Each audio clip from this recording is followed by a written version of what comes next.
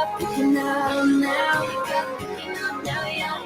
Wake up picking up. Who's picking up the phone on a Friday night? When you call saying, baby, be ready if I. When you're pulling the drive, who's climbing his high? Making memories with you that could have been mine.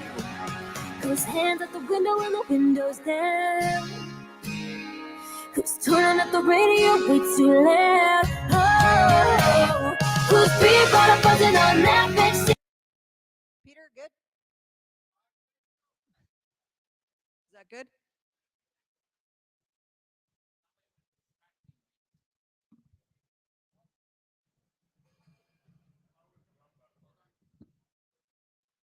Mic test. Mic test. Louder. Louder. Louder. How about now? How about now? Can you hear me now? How's this, Hunter? Louder. Louder. They want it louder. Sorry, what? Okay, which one? Mic 3. Turn it up. How about now? That's good. That's better. Go back to mic 2 then.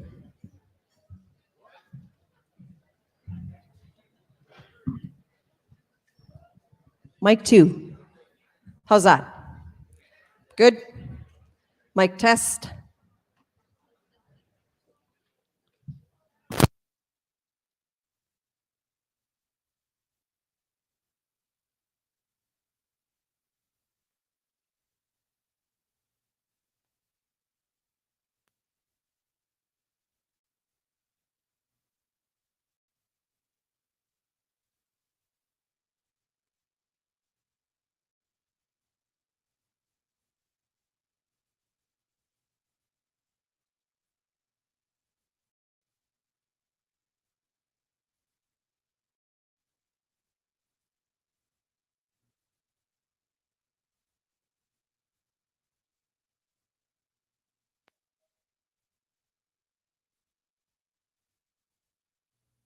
I just happened to walk through the speaker.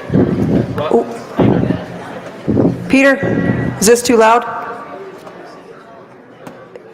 I'm not sure what that signal means. Is it good? Is it bad? It's good.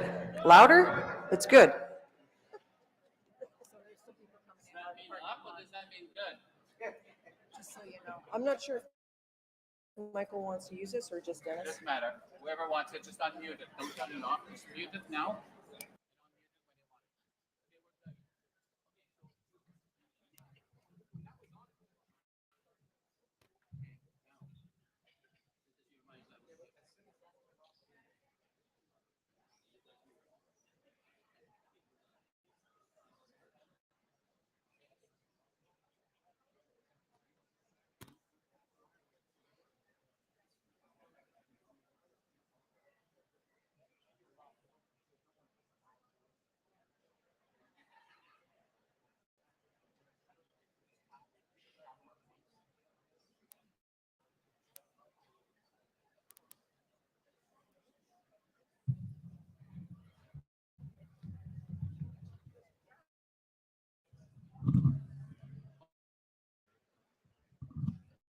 We're getting audio.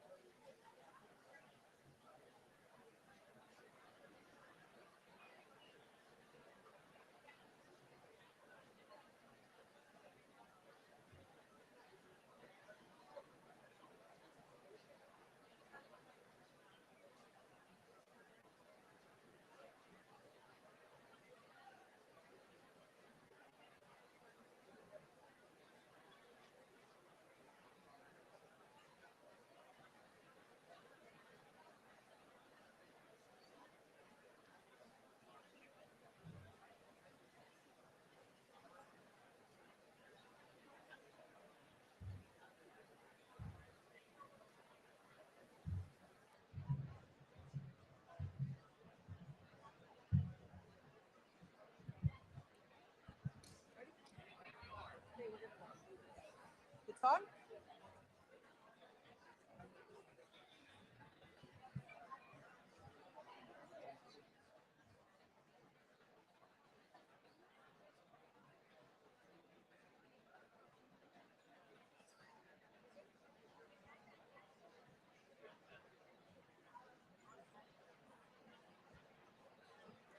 Good afternoon, ladies and gentlemen.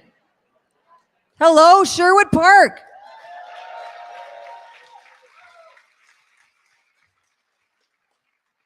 I'd like to welcome you here today to a presentation on solutions for a new Alberta, brought to you by the Alberta Prosperity Project, a group of grassroots Albertans with no politicians at our table, committed to inspiring, advocating, and educating all Albertans on how we can achieve freedom and prosperity through independence.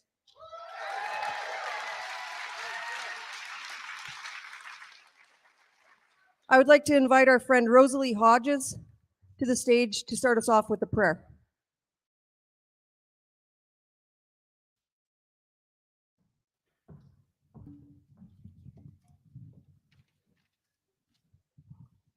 Shall we pray?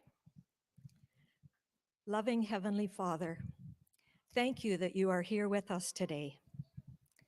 Lord, we know that you value truth, righteousness, justice, and freedom, and that is why we are here today. So we ask for your truth to guide us, that you would give us wisdom and direction to show us the way forward. Thank you, Lord, for hearing our prayer. In the powerful name of Jesus, amen. Thank you, Rosalie. All right. First thing I tell people is to turn their cell phones off.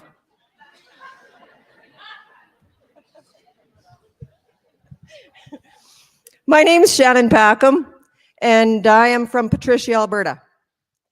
I'm a teacher, but I've not been inside a classroom since the end of February 2020 because I refused to allow the abuses that were being heaped upon my students.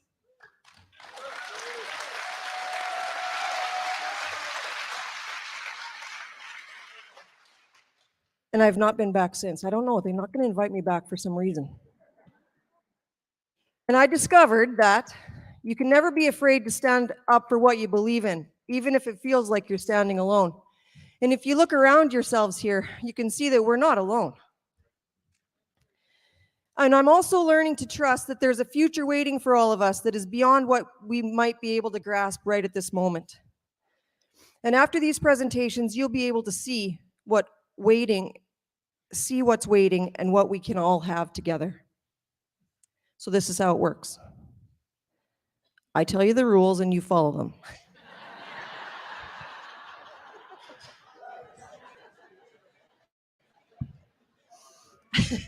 So we'll have 3 speakers, 3 presentations, and then we'll have a break. And after that break, we'll have a question and answer period. So while you're listening to the presentations, if you think of something that you want clarification on, you go and find one of these little cards. It's an index card or a recipe card, and you write your question on there in your best penmanship. Like it's going to be a contest and you could win a prize. Because I have to read them, and if I can't read them, we can't answer them. So normally I ask everybody to turn their cell phone off. We've already talked about that over in this area here. But before you shut your cell phone off, I'm just going to ask you to go to our Facebook page. It's a dark blue background with yellow mountain and the APP on there. Like the page, share the page, and make a comment because we're live streaming right now. So if you do that, then it boosts it on the page. I need to point out the exits. The exit signs right there and right there. There's washrooms out that door. There's washrooms out that door. When you came in, you passed the membership table. We sell our memberships. That's how we keep this ship afloat, or the wheels on our bus. And by donations and selling memberships. Memberships are 1 year for $20, 2 years for $30, and 3 years for $40. We will pass the bucket a little bit later on in the afternoon. Any donations that you can spare are greatly appreciated. At the backside over here, we have a merchandise table with Alberta Prosperity Project hats, golf shirts, and t-shirts. And also one of our presenters has brought his books. They're at the backside over here as well. That lady's going to the principal's office.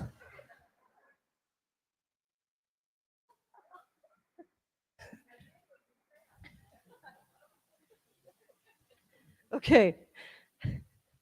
I also like to thank Vicky's Bistro for allowing us to use her Wi-Fi, because without this secure Wi-Fi signal, we wouldn't be able to run our point of sale machines, and so we wouldn't be able to take memberships. You'd have to spend your hard-earned cash. And I'd also like to thank all of our volunteers. I don't know exactly how many of them are here, but without them, we also could not make these things happen.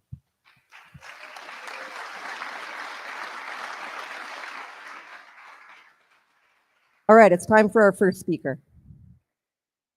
He is a columnist for the Western Standard.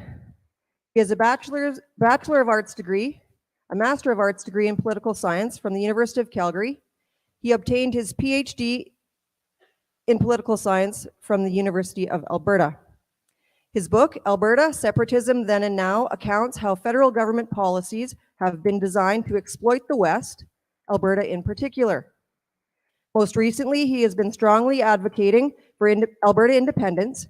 He boldly thrusts the argument for an independent Alberta into the limelight with another of his published works, No Other Option, Self-Determination for Alberta. He and his wife, Ivy, have 11 children and have been homeschooling for over 25 years.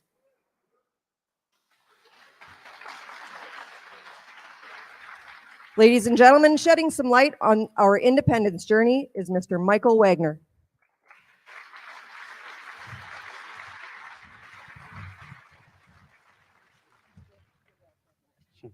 Thank you, Shannon. So I'm going to talk on the history of the Alberta independence movement. And it's important to understand the Alberta independence movement from a historical perspective, because it wasn't just recently that people began to believe that Alberta should be independent. It's been over many years, there's been a pattern of federal abuses towards Alberta that have led Albertans to increasingly support the idea of Alberta becoming independent.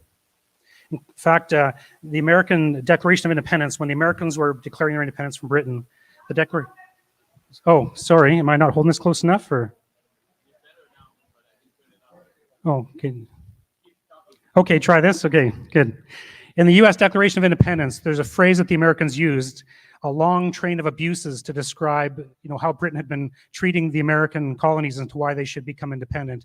And I think also Alberta has experienced a long train of abuses from the Canadian federal government that helps us to justify why we should become independent. Now, the West has always felt unfairly treated within Canada, going back to the very beginning. Like the prairies of Canada used to be part of what was called Rupert's Land, which was owned by the Hudson's Bay Company. And Canada bought Rupert's Land from the Hudson's Bay Company. But there was already people living here. And if you think there was the Red River Colony, what's now in the Manitoba area, which had thousands of people, and they were purchased by Canada. They were not consulted. They were made part of Canada without being consulted if that's what they wanted. And there were other people there who had different ideas about what they wanted rather than joining Canada. And that's why, that's one of the reasons why there was a rail rebellion in 1870, because of Canada just purchasing them. So there was Western discontent right from the very beginning. Then, of course, Canada settled the prairies, brought in all these people to become farmers on the prairies, to create an agricultural economy here, and they had many disadvantages. For one thing, there was a protective tariff so that the farmers here in the West would have to buy their equipment from central Canada. So they had to pay more money for their equipment for farming here in the West. Also, when they sold their grain, they had to sell it through middlemen who would take a share of the price, and they also had to pay the transportation costs. So the farmers out here were paying more for their equipment and receiving less for their product. That was very difficult. It made things very difficult for them. There's actually a famous cartoon from 1915, and you've probably seen it. It's a picture of a cow standing over Canada, and farmers on the prairie provinces, feeding the cow, and businessmen in Montreal, Toronto, and Ottawa getting the milk. And so that's from 1915, so that's over 100 years ago. People have had complaints for that long. Now, the farmers didn't just sit back and take it. They would organize politically, and you might remember Alberta had a government called the United Farmers of Alberta. They tried to fight back and make things better. But especially but something that especially made Alberta distinct from the rest of Canada was in 1935, Alberta elected the social credit government. It was a way of fighting back against the Depression. So Alberta was very different from the rest of Canada, and that was actually an international news story when Alberta elected a social credit government.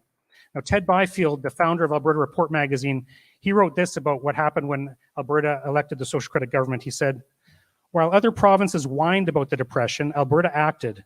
We would not acquiesce in the misery we felt and saw around us. We would fight. We would rebel. If anything is characteristic of this province, it's that spirit of defiance. Push us far enough and we will strike back. That was our record and that is our reputation."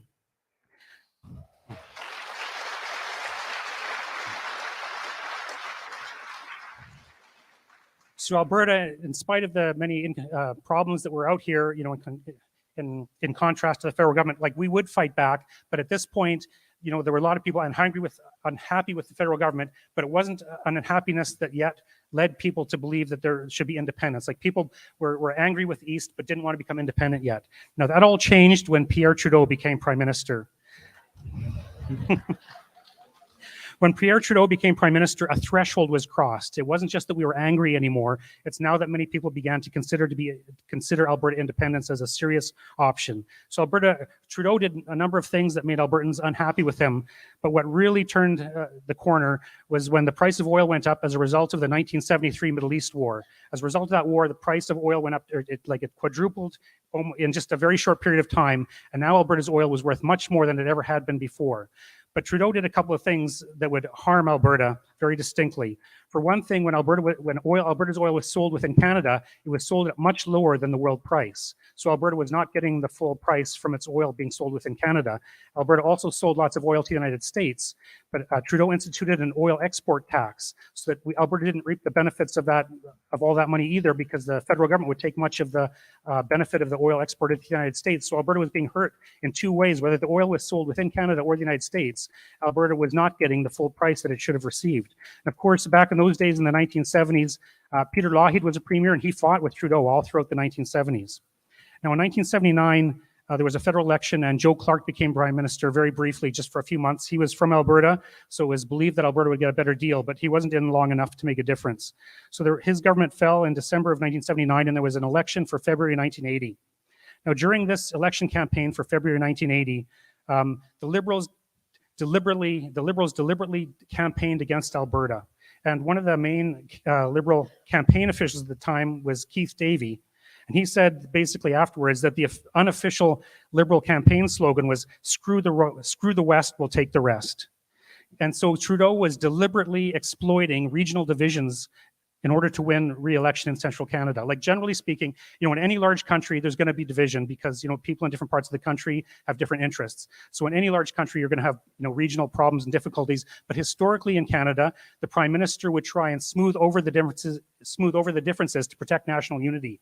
But here for the first time was a Prime Minister not trying to smooth over the differences, but exploiting the differences and telling people in Eastern Canada that Alberta was the bad guy and he could put Alberta in its place. So he was exploiting those differences and he won election on that basis, which made a lot of people in Alberta very unhappy, of course. Then, of course, shortly after that, he brought in the National Energy Program, which was an effort for the federal government to take control over Alberta's oil industry in essence. And see, this is why I call Pierre Trudeau the father of the Alberta independence movement, because he really made a big change in this province. And one of the ways you can see this is when you look at the polling done on independence support in Alberta. Before 1980, the polling on independence support was usually in the single digits, like 4 or 5 or 6% support for independence. After 1980, it's always been double-digit support, sometimes as low as 14 or 15 or 16% in those early days, but now it's usually 20 or 25%. So a permanent change happened in Alberta as a result of Pierre Trudeau in the 1980s. So he was the one who essentially led to the creation of the Alberta independence movement. Now, in the early 80s, because of the anger over the National Energy Program, there was an independence candidate elected in the Olds Didsbury constituency during a by-election. That was Gordon Kessler for the Western Canada Concept Party. He lost a seat in the general election that was a few months later, and the WCC, the Western Canada Concept, still received almost 12% of the vote in that 1982 provincial election. So Trudeau resigned in 1984, and he was replaced by John Turner. Shortly after that, there was a federal election, and Brian Mulroney with the Progressive Conservative Party was elected in 1984 to be the federal government. So this looked like things were going to be good for Alberta now, because all of the Alberta's MPs were Conservative MPs supporting Brian Mulroney. So now we were going to have a pro-Western government. At least that's what people thought. But it wasn't long before Mulroney was showing his bias towards Central Canada as well. And one of probably the biggest example of this was in 1986. There was a maintenance contract for Canada's CF-18 fighter jets. And the two main companies that were competing for that contract, one was in Winnipeg and one was in Montreal. And there was a special, contest, a special point system to determine which would be the best company for that CF-18 maintenance contract. And Winnipeg won. Winnipeg won the contest and was supposed to get the CF-18 maintenance contract. But the Mulroney government instead awarded it to the Montreal company instead, even though Montreal had lost. And this just showed that in spite of having Alberta's members of parliament supporting a conservative government will still cater to Central Canada and still, enact policies that benefit Central Canada at the expense of the West. So we can't count on a Conservative Party government to give Alberta what we need. And there's an important little detail about that CF-18 decision too. That was a decision made by Brian Mulroney's cabinet. And Brian Mulroney's cabinet had a young cabinet minister at that time named Jean Charest. So Jean Charest was one of the people in that cabinet who made that decision. And of course, he's now one of the leading candidates for the Conservative Party of Canada. Anyway, as a result of that CF-18 contract, the independence movement in Alberta began to revive a bit. But another movement started that would overshadow that, and that was the Reform Party of Canada. Preston Manning came along, and he figured he would take the pro-Western sentiment. He figured if we would elect members of parliament who wanted to get Alberta and the West into Canada, like the Reform Party's slogan, as you'll remember, was "The West wants in." We want an equal share of what's going on in Canada. We want to be equal partners in Canada. So most Westerners then, certainly people in Alberta, supported the Reform Party, and one of the parts of the Reform Party platform was to get a Triple E Senate, a Senate that would be elected, effective, with equal representation for each of the provinces. That was a major part of the Reform Party program, and it would have been a good thing if it could be enacted in terms of getting Western representation in the central government, but of course it didn't happen. Now the Reform Party did really well in the West, but over time its focus became more and more on becoming a national party and winning power, winning a national government, replacing the Liberals. So they more and more were looking at policies that would appeal to Central Canada and less to the West.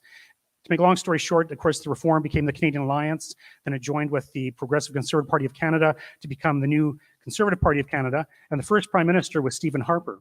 Stephen Harper, the first leader of the Conservative Party of Canada and Prime Minister, first Conservative Party Prime Minister with that party was Stephen Harper, and Westerners trusted Stephen Harper. He was one of the original organizers of the Reform Party. He was from Calgary, so we could trust him for the most part to make decisions that would not be harmful for the province. So during that time, there wasn't much of an independence movement. Actually, there was almost none at all because people supported Stephen Harper, like many people in the West. But that all changed, of course, in 2015, that federal election when Justin Trudeau was elected the new Liberal Prime Minister of Canada, and he immediately began bringing in policies to block the production and shipment of Alberta's oil. One of the main policies he brought in was Bill C-69, the Impact Assessment Act, which would make it much more difficult to get pipeline approvals. So many people would call Bill C-69 the No More Pipelines Bill, and of course that was passed in 2019. Then on top of that, Trudeau had passed Bill C-48, the Oil Tanker Moratorium Act, which many people call the Alberta tanker ban because it prevents Alberta oil from being exported off the coast of British Columbia. So these are two major ways in which the federal government would prevent Alberta from being able to exploit and to develop and export its oil resources.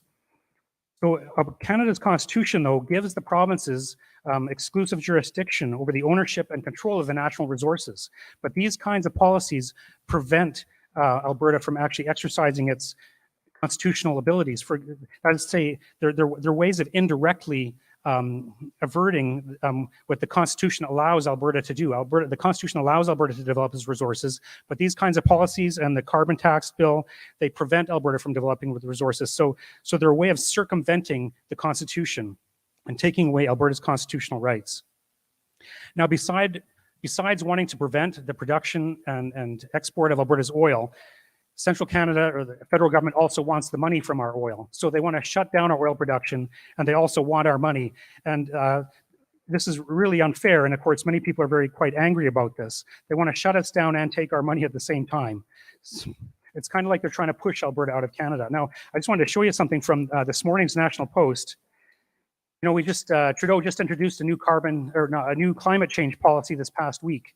So in this morning's National Post, we have this lead editorial from the National Post, the Liberal plan to smother oil and gas. And that's a nice way of putting it. They want to smother our oil and gas industry. And there's you won't, I'm sure you'll guess who gets hurt the most by this. It says it right here in the editorial. It hardly needs to be said that the plan disproportionately singles out the West, and especially Alberta. So that's just from this morning's National Post, but just showing the consistency with the Liberal government of trying to harm Alberta for the benefit of Eastern Canada. So that's the bad news, but there is good news. And the good news is there is a constitutional pathway for Alberta to become independent. You know, as a result of the Quebec separatist movement, there were referendums in 1980 and 1995. The 1981 was defeated decisively, but the 1995 referendum was barely defeated. So shortly after that, the Chrétien government initiated what's called a reference case with the Supreme Court to ask the Supreme Court if Quebec could unilaterally declare independence. Now, the court ruled Quebec could not unilaterally declare independence, but if Quebec held a referendum with a clear question and a clear majority voted in favor of independence, then there'd be an obligation on the federal government to negotiate with the province for independence. So this created a constitutional pathway for any province in Canada to peacefully separate from Canada. So it's part of Canada's constitutional law that any province can hold a referendum, and if the referendum passes, that province would then have to be the federal government would have to negotiate with that province to become independent. Now, this is something. Now,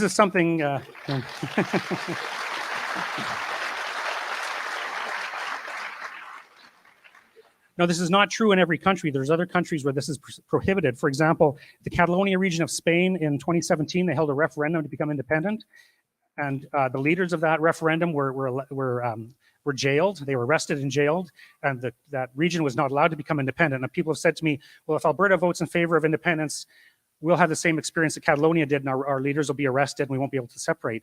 But the Constitution of Spain is completely different from Canada's Constitution.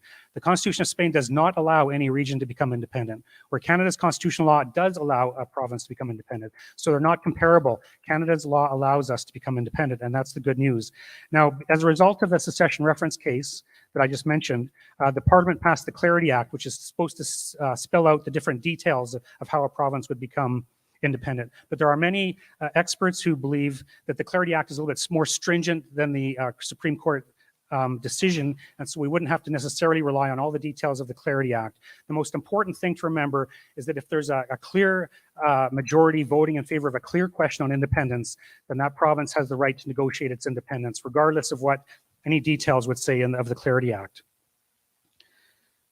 So, just to finish off here, I think it's important to understand that Alberta becoming independent, this is a form of self-defense. We are defending ourselves against the federal government. We did not initiate this, we did not start this, but Alberta has been under attack from the federal government off and on, at least since the time of Pierre Trudeau. And so we need to defend ourselves as a community. And various other lesser options are not realistic. For example, we've tried Senate reform before, and there are people, advocating Senate reform now. But my view is that if Preston Manning and the Reform Party could not get Senate reform, then we cannot get Senate reform. We cannot do better than what Preston Manning and the Reform Party did. They were unable to get Senate reform, not because they didn't try. They tried really hard, but the system does not allow it. The system cannot be fixed, so we must get out. Also,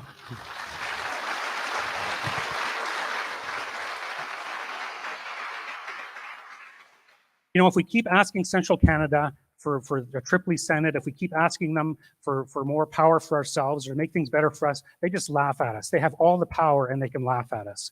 But if we have a referendum and we vote in favor of independence, they won't be laughing at us anymore, that's for sure.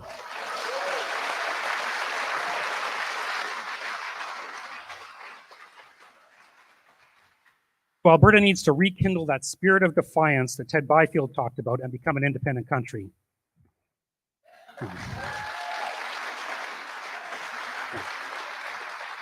If I can Shannon mentioned I got a couple of books at the back. This one, Alberta Separatism Then and Now. It's a history of the Alberta Separatist movement, or the Alberta Independence movement from the 1970s through the Harper years.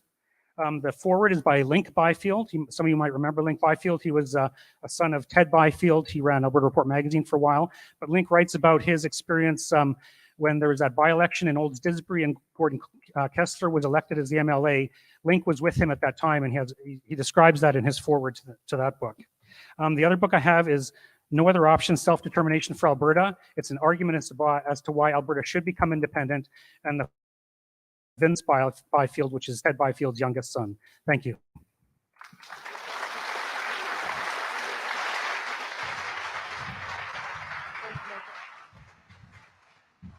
Ladies and gentlemen, Michael Wagner.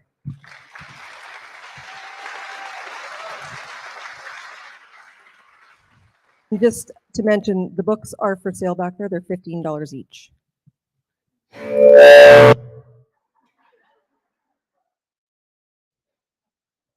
Okay, that wasn't me. That was Dennis.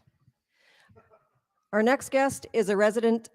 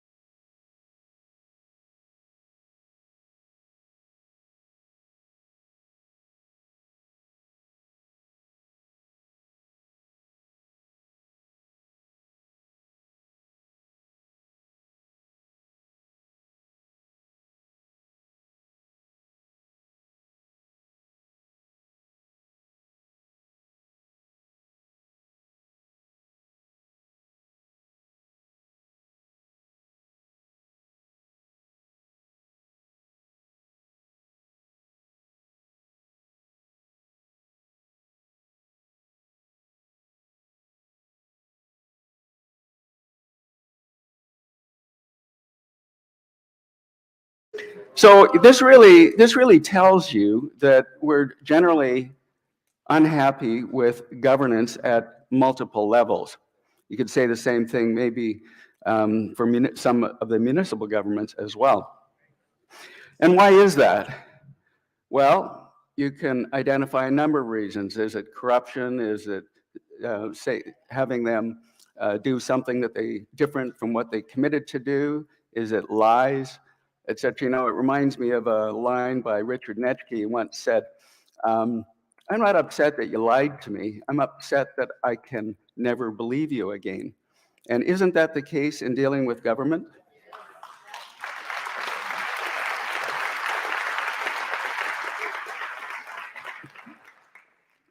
How many people here are concerned about their individual freedoms and their prosperity?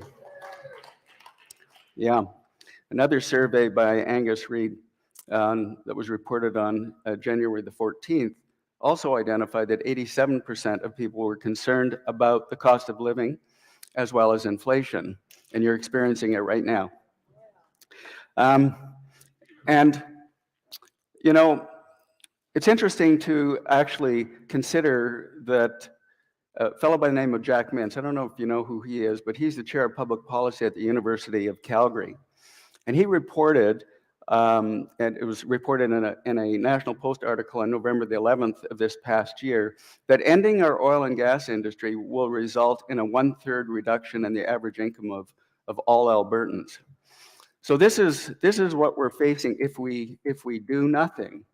We're truly facing an existential threat to our very way of life, to our freedoms, and an economic threat to each one of us if we do nothing. And it's not often that we know the future, but we do know the future if you've bothered to look at anything that's been written about the Great Reset, or if you've heard any of Klaus Schwab's dissertations. So I'm here to tell you today, ladies and gentlemen, that if we come together for common cause and we do something amazing that has never been done before, that the future of this province can be incredibly brilliant.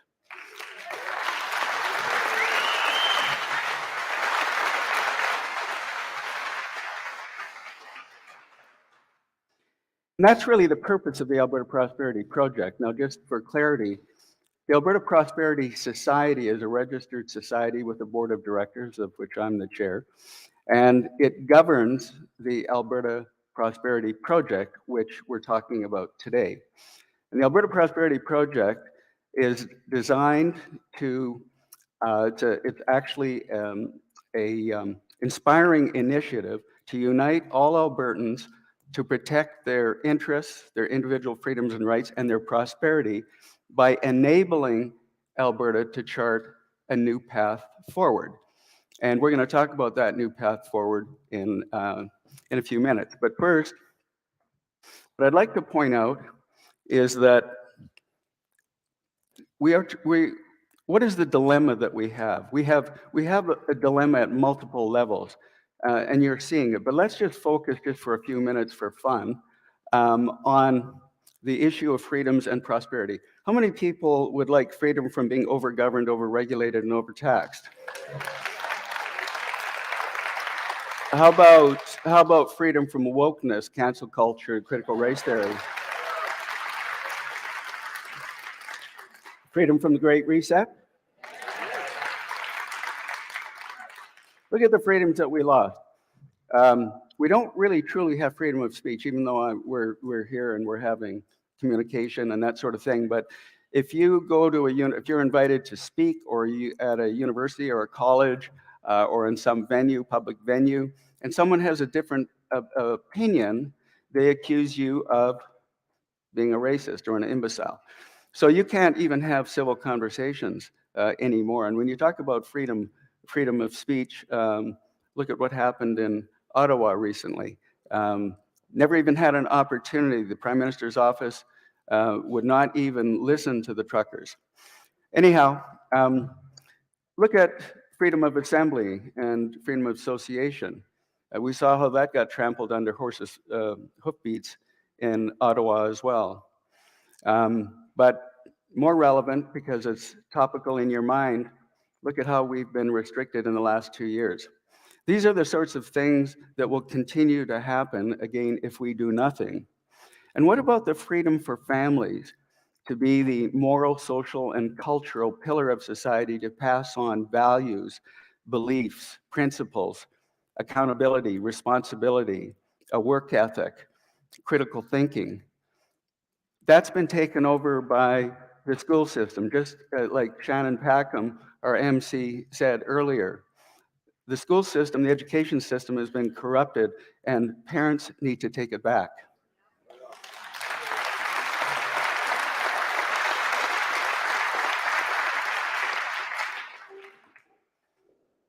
And what about freedom to own and enjoy property?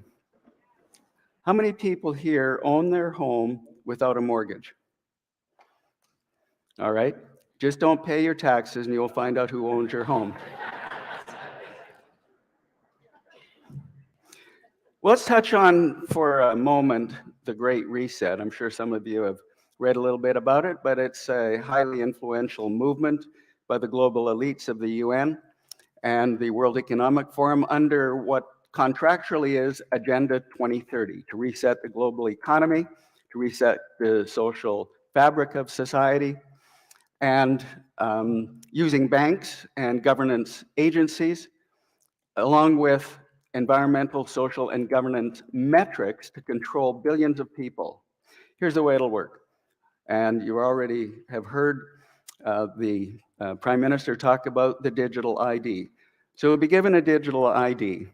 In addition to that, they'll implement a digital currency. In addition to that, you'll get a social credit score. So you will be pinned, cataloged, categorized, tracked, and controlled in everything you do. Every purchase that you make and everywhere you want to go, you will be controlled. And your social credit score will grant you those permissions depending on your compliance with government edicts. As Klaus Schwab said, they will own nothing and be happy. Is that the future you want? No. I don't think so. So that means something needs to be done about it. Now, when we look at prosperity, well, first, before I move to the issue of prosperity, what the truckers demonstrated was a desire for freedom. When we talk about prosperity, that pump jack means prosperity for Alberta.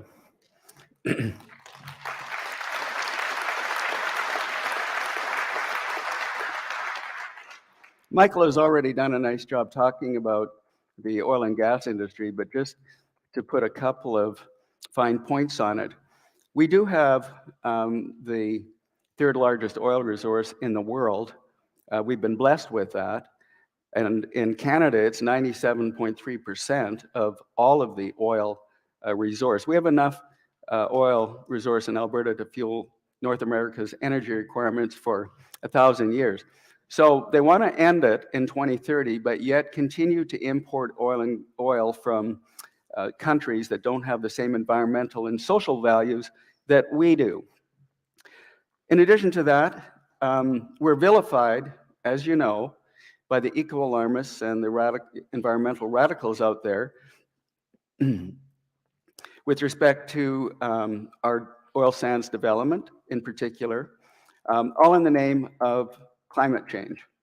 And what they fail to recognize is that we only produce 0.15% of global CO2 emissions. And given the massive carbon sink that we have with 320 billion trees, muskeg, and agricultural lands, that soaks up that CO2, that's plant food, as you know. But in addition to that, industry in this province in particular has come up with some brilliant strategies with respect to carbon capture and carbon storage. So in fact, we could very easily become, if we're not already carbon neutral, we could very, very easily become carbon neutral at some point in the very near future without destroying the Alberta economy. Now, one of the things that I find maddening as well is when you're talking to individuals who really dislike our energy industry and the oil industry in particular, is they really don't understand, you know, what emanates from that. So for example, there's over 6,000 products that emanate from a barrel of oil. And there are so, you know, here's the thing that you can do. You know, for the woke person out there, if they're a relative or a daughter or son or something like that, ask them to give you their cell phone or their computer and don't give it back to them until they understand that they can't have that unless they understand that it emanates from the oil and gas industry. You know, there are so many products. I'm not going to get through all of them, but I want to point out there are medications, for example. Aspirin, Tylenol come from the oil industry. Anesthetic agents. And the analogy I like to use is think about the fact that there were no anesthetic agents anymore. So it would go back to the time where you go to see your surgeon and he gives you a couple of shots of whiskey, and after a bit, you're a little bit zoned out, and then he says, here's a bullet, put it between your teeth, bite down hard, this is going to hurt. You know, well, we don't want to go back to the Stone Age, but that's sort of exactly where we might be going. One of the things that I also find really interesting is if you read Patrick Moore's book, and I've heard him speak, he's a very good speaker. He was one of the founders of Greenpeace. And he's pointed out, for example, that, and he's done a 180. So Patrick Moore has pointed out that this whole climate argument is a fallacy, a total fallacy. And all it is a wealth transfer. And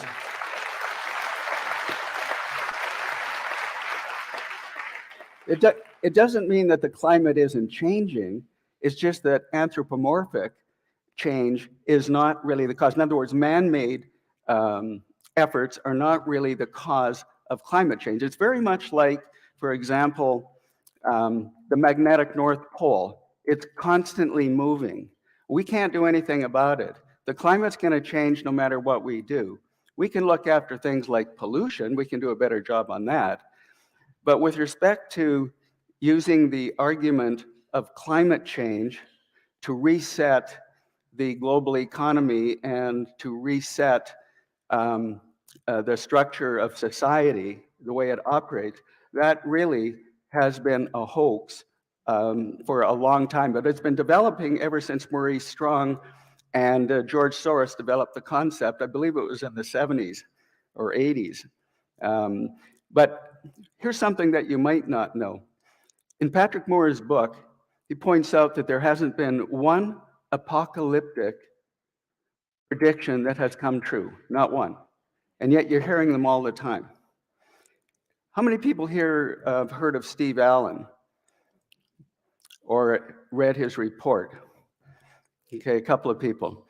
So Steve is a forensic accountant, and Steve was commissioned by the provincial government to look at foreign government spending to prevent the development of and transport of our natural resources. And what he found out was between 2003 and 2019, $1.3 billion was spent to oppose the development of Alberta's natural resources. It's unbelievable. You know where the funding came from? It came from other governments and oil companies that were in competition with Alberta, including Russia. But even worse than that, our federal government funded these NGOs and these various other, like Tides Foundation, Suzuki Foundation, etc., to advertise and to obstruct the development and transport of our natural resources. And ladies and gentlemen, we just can't have this continue, and we have to do something different. Now, let me touch on a couple of points about prosperity from the perspective of confiscatory federal taxation. So what you may not know is that Alberta pays about $60 billion in federal taxes, and that's just going up. In 2018, we got back $27 billion of that. Now, in addition to that, we overfund the pension plan by $3 billion a year. In addition to that, we now have a rising carbon tax. In addition to that, from 1980, from the onset of the national energy policy and equalization, we have paid to Ottawa nearly $700 billion, of which we never got back 1 cent of that. Now, is this a country that you really want to live in? So what can we do about this? And that brings up really what we're really all about. How many people here would like Alberta to stay within Canada, but with a much better deal, control of its wealth and control of programs? Please raise your hand. Okay. And how many people here, we'll do it this way. Of the people that raised their hand, how many people feel that it's possible to fix Alberta's circumstances and confederation? Yeah, that's telling. That's telling. Nobody raised their hand. Excuse me. How many people would like Alberta to get out of Dodge? Okay. Well, it's worthwhile touching for a moment on, excuse me, the issue of trying to fix Alberta's circumstances and confederation. Now, normally, how much time do I have? Another hour, Shannon? Yeah, you know I'm not finished yet. So normally what I like to do is I like to talk about the difficulty in terms of, say, ending equalization as a metaphor for ending any egregious program that harms Alberta's interests. And normally I like to touch on history, the structural electoral imbalance, and then the constitutional hurdles. But for time, I'm just going to focus on the constitutional hurdles. So if you want to end equalization or any other egregious program that harms Alberta's interests and your interests, then here is what needs to happen. You need to have, number one, you need to have a majority vote in the House of Commons to open the Constitution and change it. Number two, you need to have a similar majority vote in the Senate. Number three, you need to have a similar majority vote of 7 of 10 provincial legislatures representing 50% of the population. So 7 of 10 provincial legislatures representing 50% of the population also have to vote in favor of Alberta. And how do you think Quebec would vote, since it gets 2 of every $3 of equalization? And then number 4 is Quebec itself. Quebec never signed the Constitution, but it believes that it has a veto. And I'll explain to you why that might be the case. And finally, the Supreme Court is the 5th hurdle. When there are constitutional battles that take place, then it's the Supreme Court that adjudicates that battle and comes up with a decision. And here's the structure of the Supreme Court for those of you who don't know it. The justices are 9, and they're appointed from the Prime Minister's offices. There are 3 from Quebec, 3 from Ontario, 1 from the Maritimes, 2 from all of the West. So a constitutional battle is very likely not going to be decided in Alberta's favor. And here's the most recent evidence of that. The Supreme Court had to twist itself into a pretzel in order to approve a carbon tax, which overrode Alberta's authority constitutionally to develop and transport its natural resources. Now, in addition to that, if they would do that, if they would twist themselves into a pretzel to do that, they would also twist themselves into a pretzel to give Quebec a veto if it wanted. But here's the other thing. If you think the Constitution can be changed, there have been 2 attempts to change it. One was the Meech Lake Accord, and the other was the Charlottetown Accord. And they both failed. So it's pretty unlikely that we can fix Alberta circumstances within Confederation, but not entirely impossible, but pretty close to it. So the alternative is then for Alberta to become an independent sovereign nation. And as Michael touched on it, the key thing here is that you cannot achieve either independence within Canada or independence untethered to Canada unless the Alberta government has leverage. And that leverage is what you people would give that government via a successful referendum on independence. So now, and that should be a unifying theme, because for those people who want Alberta to stay in Canada, you want to be able to give your government the ability to negotiate a better deal. And for those people who want Alberta to get out, they also need your support in order to give that government negotiating power as well. So it should be unifying. It's the same thing, because both paradigms need leverage here, which is fundamentally negotiating power. Now, how would it work? Well, a couple of ways. Number one, we have on our website, and I think we also have it at the table, a petition. It's a legal petition for a referendum on independence. I encourage you to sign it. And it can't be done online. It has to be, it was drafted by a constitutional lawyer who's on our board by the name of Jeff Raff. And it has to be legally a paper form that's signed and is in his office. So when we've got enough, that's one way to force a referendum on independence. The other way to force a referendum on independence is to start with electing a government in 2023 that will commit legally, we know how to do this as well from the perspective of the project, that will commit legally to protect your interests, your individual freedoms and rights, your prosperity and your self-determination in a way in which it's never been done before in 116 years of Alberta's existence. So we know how to do that.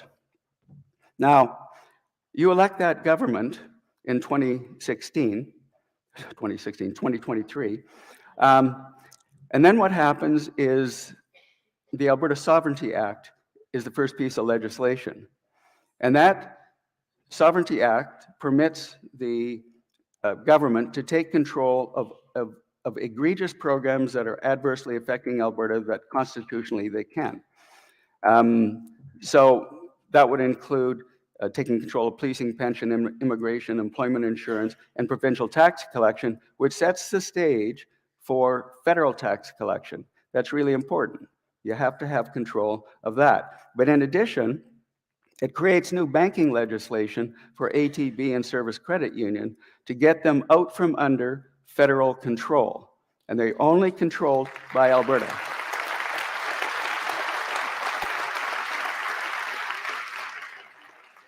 That will protect depositors from CRA and the federal government. Now, once you've done that, and that can be done within 18 to 24 months, all of those things. So now you've set the stage to have a referendum on independence. And you have that referendum on independence, and it's successful. It meets the smell test of the Clarity Act. And the Alberta government now has negotiating power. And like the Clarity Act, it has to negotiate. Like Brexit, there was negotiations between Great Britain and the European Union. There was a timeline, and then it was done. And Britain left.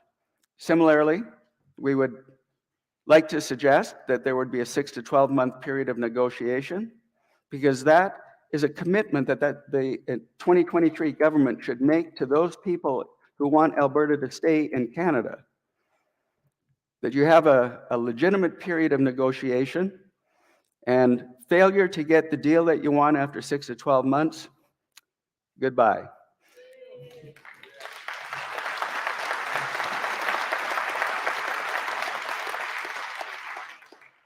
Couple more minutes. You might as well sit down, Shan. So, you know, as the CEO, I do take a bit of latitude. So anyhow, so the Alberta Prosperity Project now, the way we're going to help ensure that a government is elected that will protect your interests, your individual freedoms and rights and prosperity, is we're going to grow the membership to 500,000 or 1 million or more people. And why that's important is if you understand what is called the 3.5% rule, which was coined by a lady by the name of Erica Chenoweth, a Harvard professor. And she pointed out in studying societal movements over hundreds of years that 3.5% of a society can change the direction of that society. When Jason Kenney and the UCP were elected, they had 120,000 members. That is 3.5% of the electorate, the voters, the potential voters in the province of Alberta. So 500,000 people is 15%. So we will be able to advise you as members which party will actually protect your interests and your individual rights and prosperity. And it's very much like Ralph Klein used to say, Find a parade and get in front of it. We are creating that parade.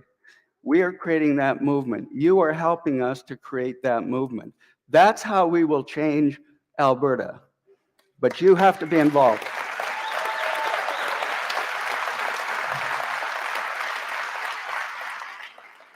So just a couple of other points for the next 15, 20 minutes.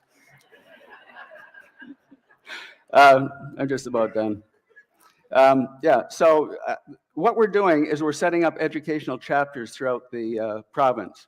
And I thought originally 100 chapters, but we're already at, I don't know, 40 or 50, and there's about 70 individuals out there that want to set up chapters, so we could be setting up many more. So that's how we're spreading the message and spreading the movement. But we're also using an international marketing and advertising company called Rapid Boost to help us get this message out on every media platform that we are able to. And finally, Shannon, ladies and gentlemen, you can help us as well. Consider at least becoming a member. If you have more time, why don't you consider being a volunteer to help at some of our events?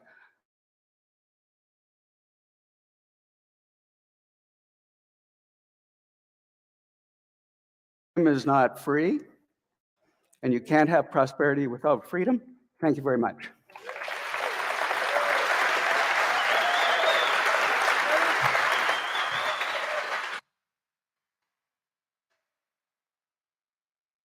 Ladies and gentlemen, Dr. Dennis Modry.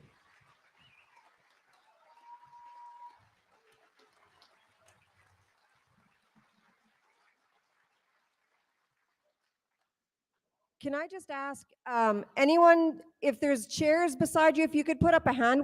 We've got people standing at the back. So if there's an empty chair beside you, then maybe people could come and take a seat.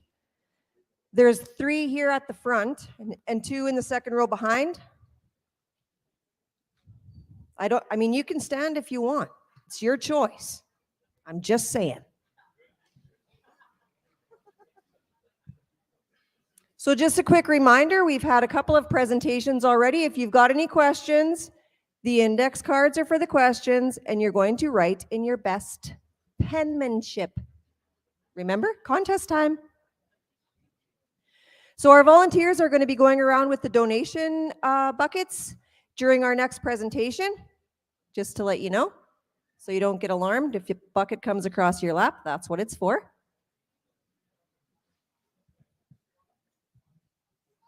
Our next presenter has recently moved to Red Deer. Yesterday he was from Lloydminster. Today he's from Red Deer. He gets around. He's a brilliant industrial organizational economist and a published author. He is a speaker and commentator on political and ethical issues, and he has studied under some of Canada's foremost economists. With his keen interest, wit, and bright mind, he offers so much perspective to the Alberta Prosperity Project, and he's here to demonstrate the many merits and benefits of a free and prosperous Alberta. He is also our acting VP of Economics. He cares deeply about the state that Alberta finds herself in and about how intrusively our governments meddle in our economy in order to facilitate our ruin. Everyone, here with an economic forecast for the independent nation of Alberta, Mr. Tanner Hnidey.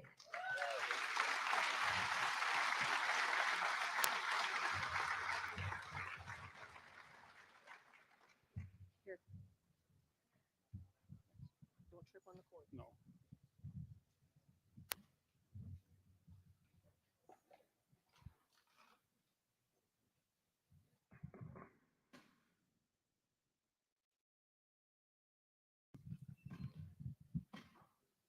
Quote, refineries located in or near the Western Canadian Sedimentary Basin, Alberta, refines local domestic oil. They refine Alberta oil. In Eastern Canada, refineries process less domestic crude, less Alberta oil, and more imports.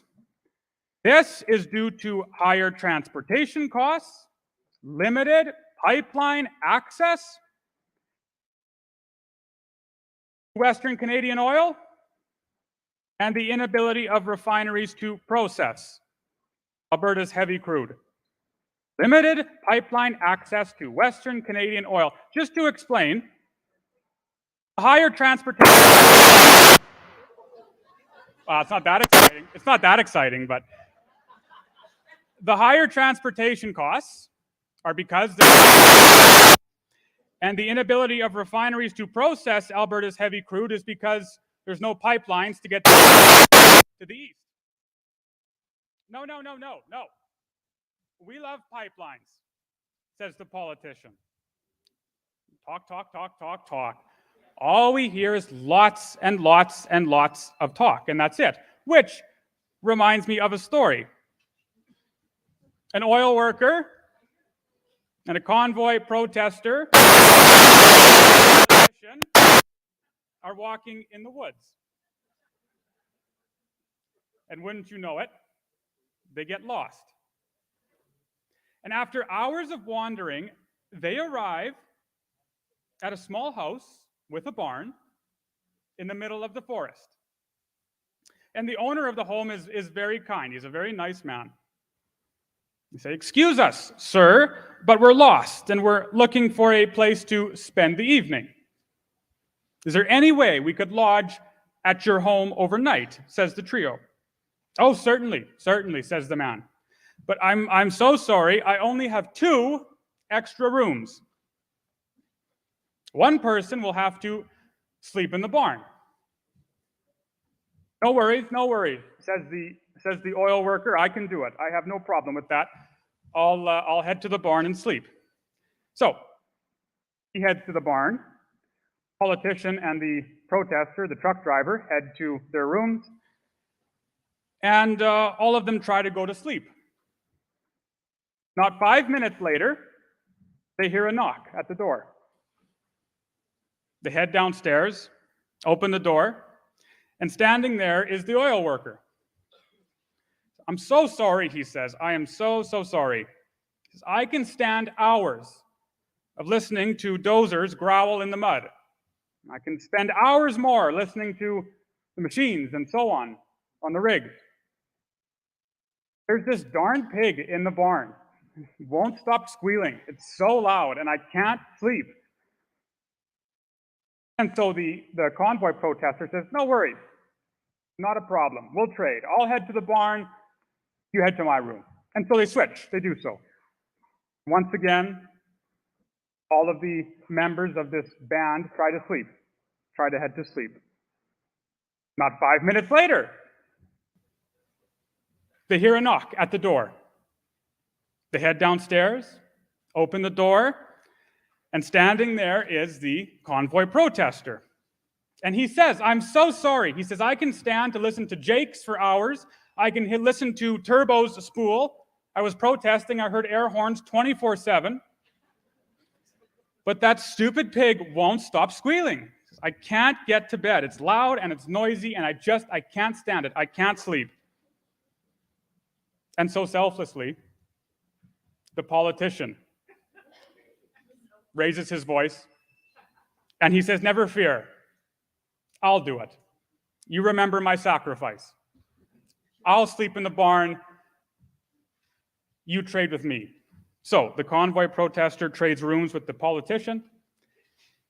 He heads to the barn, and everyone tries to go to sleep.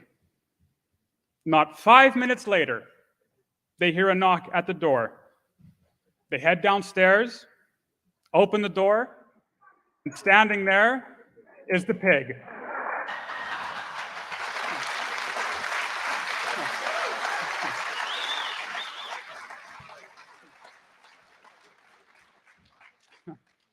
When I think of Alberta and her resources, I like to think of a vault.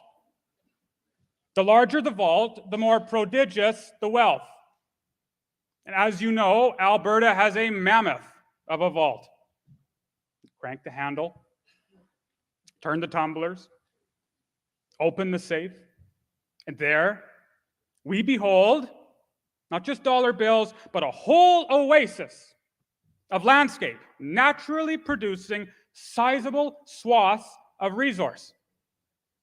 We see mountains, we see mines, we see fields of Durham, and oceans of oil.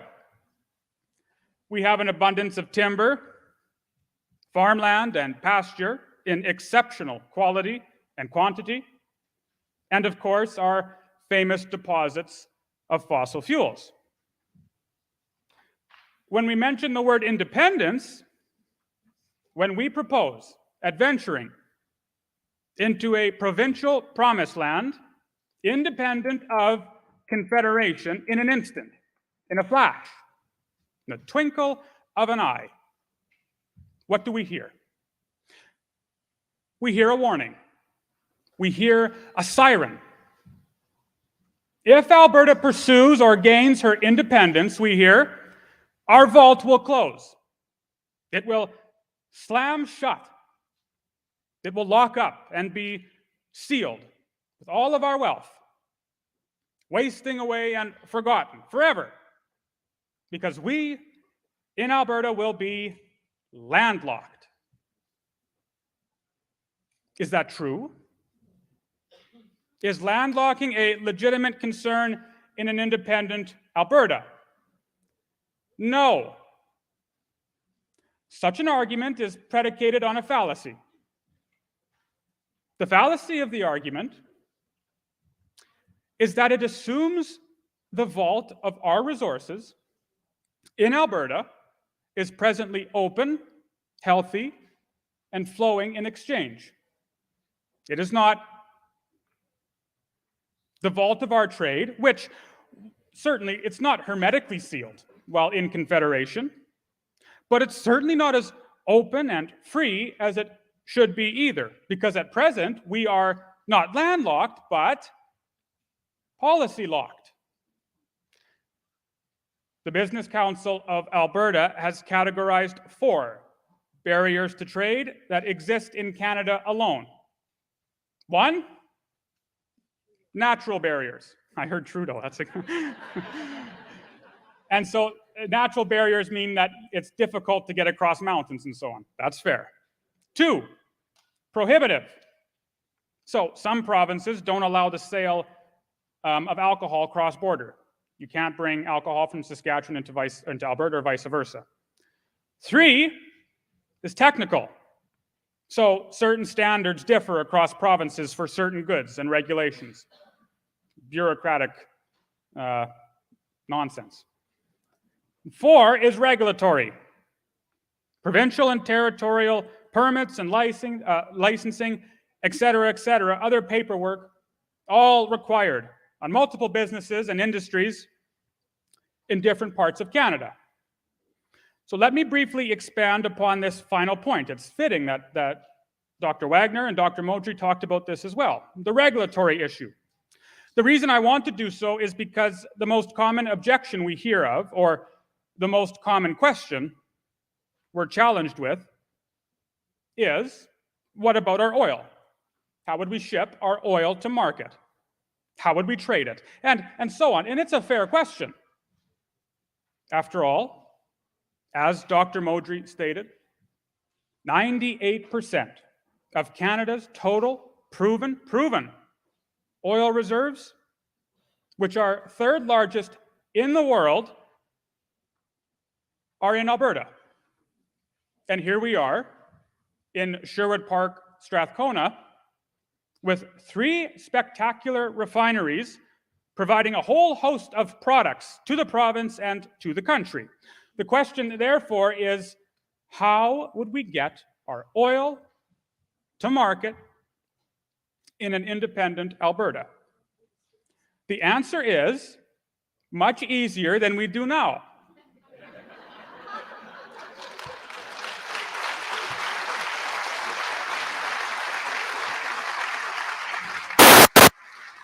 Here's why I say so. As you know, the majority of our oil in Alberta is heavy. It's heavy, which means we can divine many products from its harvest. But in order to do that, we must first refine the oil. From what we have encountered, there are two common misconceptions about this refining process.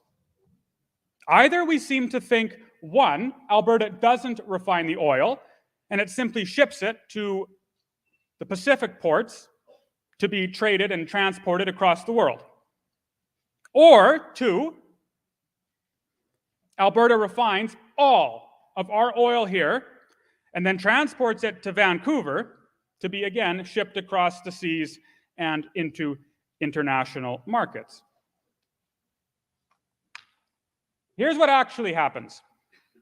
In Alberta, we drill for oil, and we discover a lot of it. So much so that we produce every day more than our domestic refineries refine.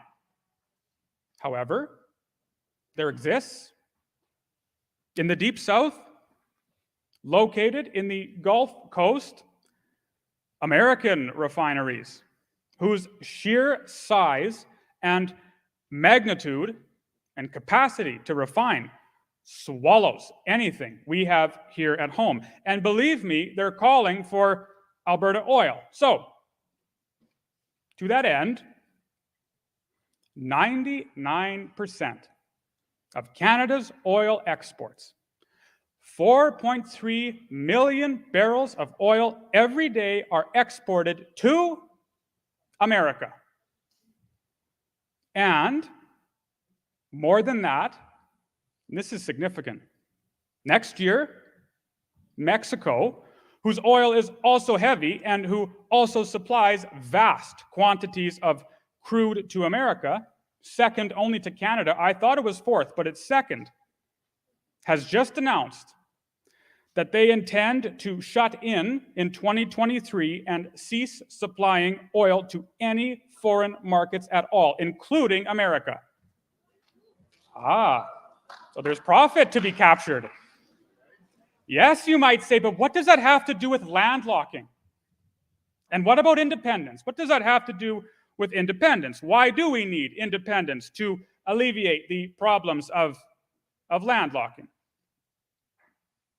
At present, on one hand, we have heavy oil that needs to be shipped, transported, not to ports, south. It has to go south to the Gulf Coast. We have in Canada, on the other hand, a regulatory process and a political institution that publicly, vehemently hates oil. Another quote from the 2030 Emissions Reduction Plan. Canada's next steps for clean air and a strong economy. The plan includes a projected contribution from the oil and gas sector of emissions reductions to 31% below 2005 levels in 2030, or 42% below 2019 levels. The government is also working to reduce oil and gas methane by at least 75% by 2030, supporting clean technologies to further decarbonize the sector and working to create sustainable jobs. Let me restate that for you. The plan includes the projected destruction of the oil and gas sector. It facilitates a total and unmitigated disaster for Alberta. The government is working to annihilate the oil industry to advance the objectives of Klaus Schwab or whoever you think of and the WEF. You will hear, you already hear, politicians campaign. If elected, they say, I will change Alberta's fate. I'll snarl at the federal government and force them to build some more pipelines. How? How will they do it? What will they do differently, locked in confederation that hasn't been tried before? For example, as Dr. Wagner stated, federal bills like C-69 generate a regulatory environment in Canada and in Alberta that nobody wants to touch. Because if they do, if investors dare invest, who knows whether the government will shut down their energy projects, their pipelines, in 5 or 10 years down the line. And so any politician in Alberta can say, come to Alberta, we have these phenomenal advantages, and et cetera, et cetera, et cetera. But we're in Canada. And so it would be like you marrying your bride under the condition both of you live with your mother-in-law. So you ask, how does independence solve this problem? In the first place, we wouldn't have eco-Marxists, NWO sympathizers, or radical socialists working in positions of power to decimate our energy industry.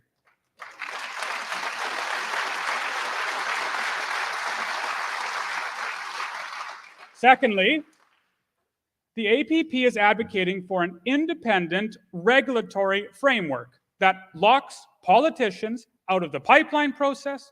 Handcuffs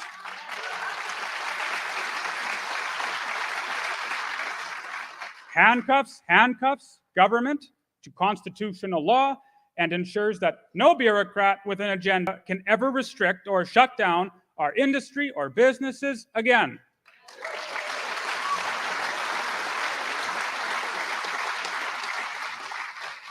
Finally, we are in the midst of perhaps the most remarkable episode in Alberta's history.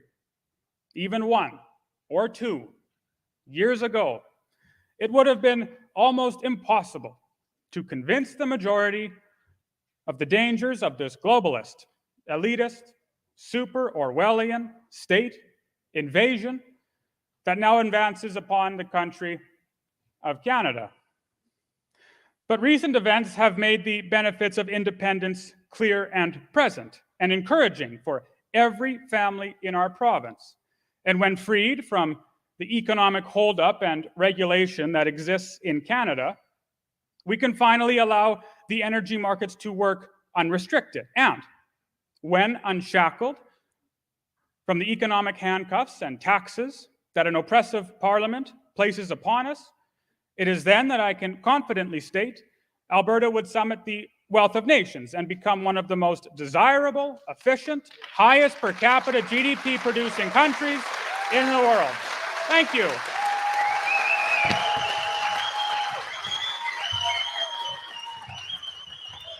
Ladies and gentlemen, Tanner Hnidey.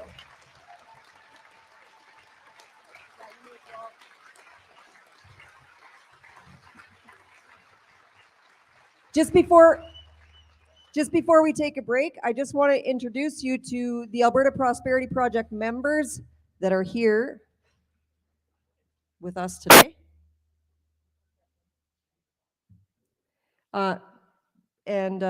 Tanner is our Vice President of Economics. Pam Lair, our Events Coordinator. Peter and Mary Lundgaard, our chapter leaders from Fairview area. Hunter Hnidey is our Vice President of Marketing.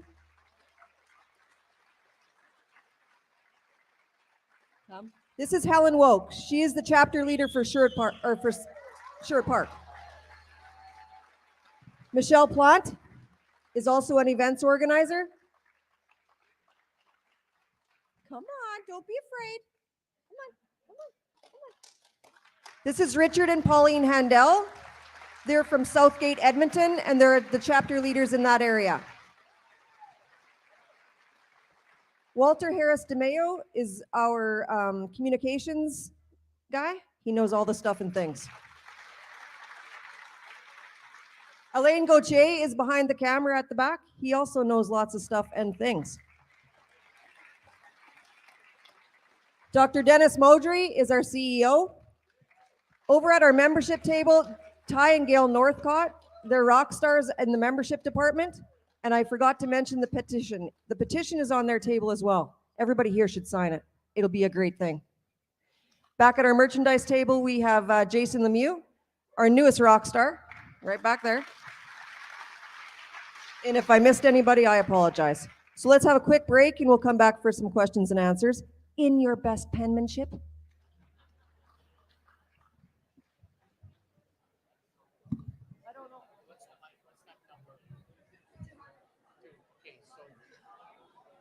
can sell it. Not on the floor. No,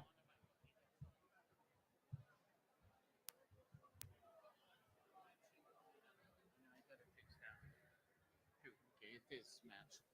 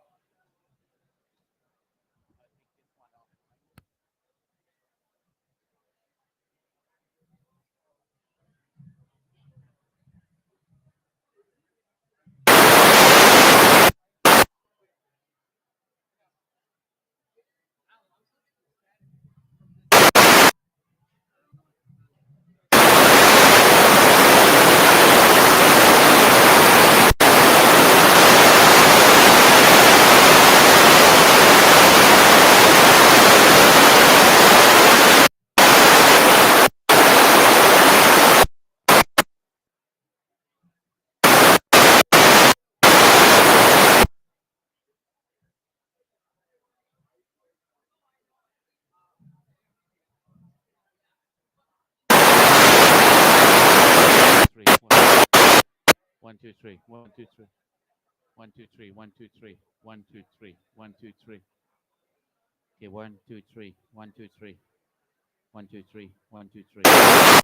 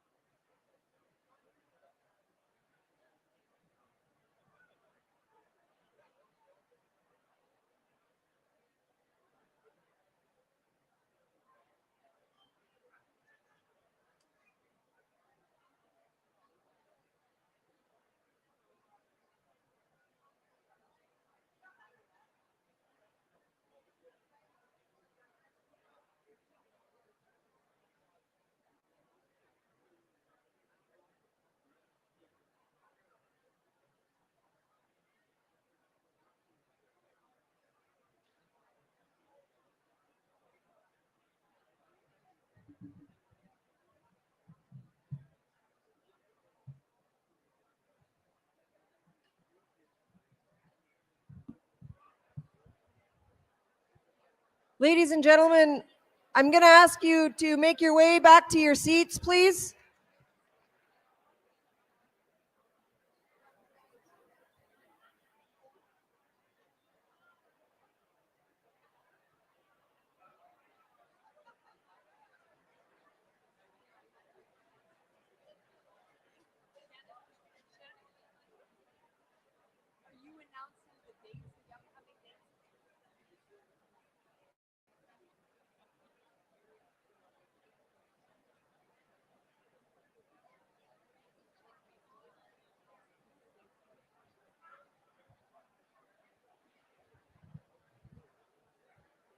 Ladies and gentlemen, children of all ages, take your seats, please. We got to get going.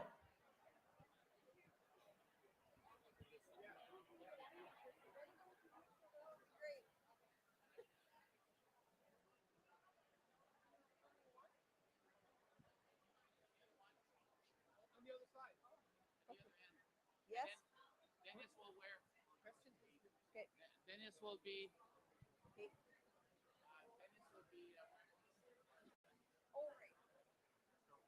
I got a lost and found item. It's a really nice book, Daytimer. It was left on the merchandise table. One more there. Oh my gosh. Oh my gosh. Oh my gosh.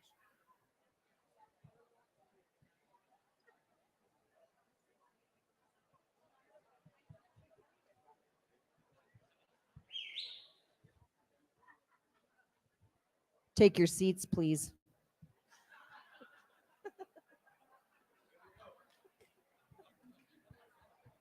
No one's listening to me.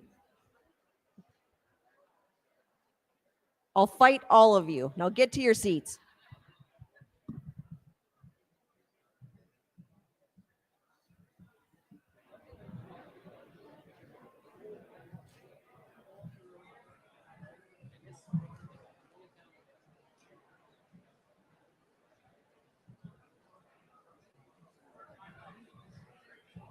Okay, we're going to...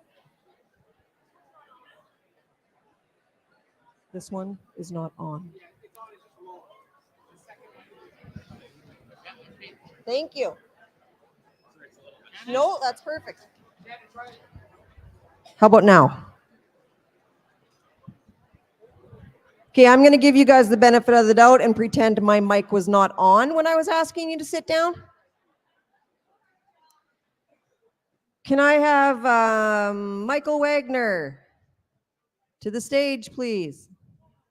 Tanner Hnidey to the stage, please. Dr. Modry to the stage, please. He's right there, not listening to me.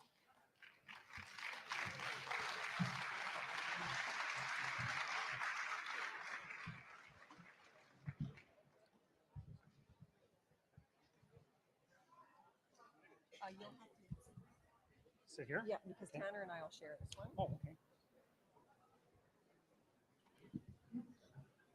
I'll sit closest to you.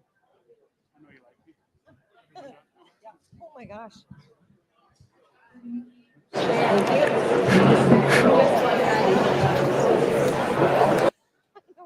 We'll have our hands full of questions, I think. Hello, hello. Hello, hello. Test it? Okay. Testing. We're good. Yeah. Can you hear me at the back? Yes, you can. You're just not listening. Okay. Question and answers. This is the most questions that I've had in my history of getting questions at one of these events. That being said, I will not be able to ask all of them, but I will do my best to accommodate. If your question does not get asked, I do, type them all up, send them to the board of directors, they mull them over, and it gets posted on our website. All right. You ready for this? It's gonna be great. Except for the penmanship.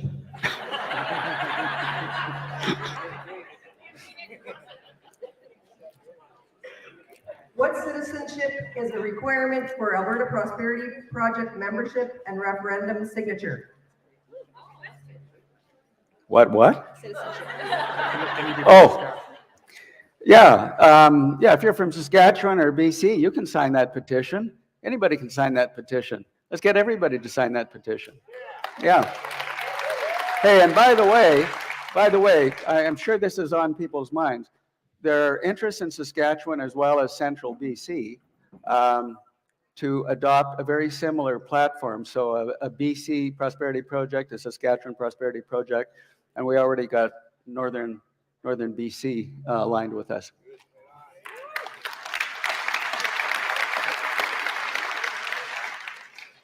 What happens to Crown land if Alberta is independent? Well, it becomes Alberta Crown land.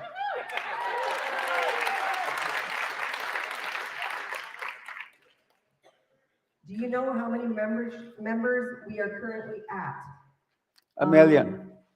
A million? No, kidding. I was dreaming last night and it just popped into my head. Let me say this. As of Tuesday, I think there was 2,400 memberships entered into our database, but there is more than that. We got 27 Yeah. now. Now, it's important to understand that we just rolled this out on February the 18th as well. So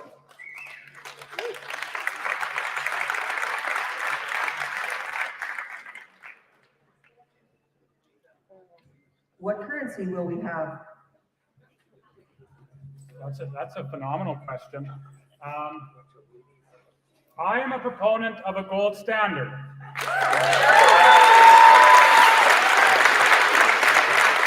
But the question is, how do you transition from a fiat currency to a gold standard? Because it might be that the costs incurred by a transition are worse than keeping with a fiat currency. Now, if you do it properly, I don't believe they are. Here is perhaps one of the ways that you could transition from a fiat currency to a gold standard. It's called a parallel gold standard. Suppose Alberta were to gain independence tomorrow. There is absolutely nothing that states that you cannot continue for the moment to use Canadian currency. It's not unprecedented and it's not illegal. And so I think that would be pretty smooth. As that's going on, of course, an independent Alberta would be generating and creating a new constitution. What you would have to do is enshrine in that constitution that Alberta's central bank, if we are to have one, must be independent of government. Government can have nothing to do with the monetary supply.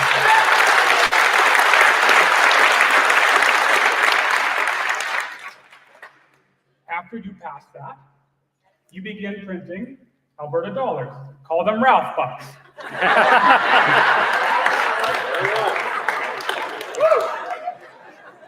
And so what you would do then is you'd say, on this so-and-so date, the government would say, we're going to officially transition from the Canadian dollar to the Alberta dollar. And then after that date, people could head to the bank and just exchange their Canadian dollars for Albertan ones. Now, this is the important caveat. Also enshrined in the Constitution is a statement, and it says, in the country of Alberta, gold is accepted as legal tender. So, if I want to buy groceries with a gram of gold, I can do so. If I want to buy a house with a brick of gold, I can do so. The point is, and the purpose is, you allow private banks to grow up alongside the Alberta Central Bank. And in doing so, because again, remember, the government is independent of this, you allow Albertans to choose. If they believe that inflation is a problem, they have every right to switch to the gold standard and to switch to private banks and back all of their earnings and income in gold. If, on the other hand, they don't believe inflation is a problem and they have no concerns about government tampering with the money supply, then they continue to use the fiat currency. But the point remains, government is independent of the monetary supply.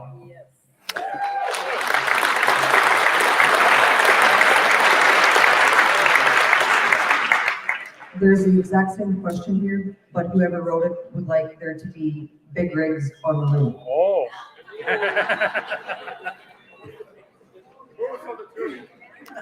What will happen with the federal departments, federal agencies working in Alberta upon our independence? For example, such as Service Canada, processing centers, service centers, call centers, as well as Transport Canada, Parks Canada, and National Parks, and etc.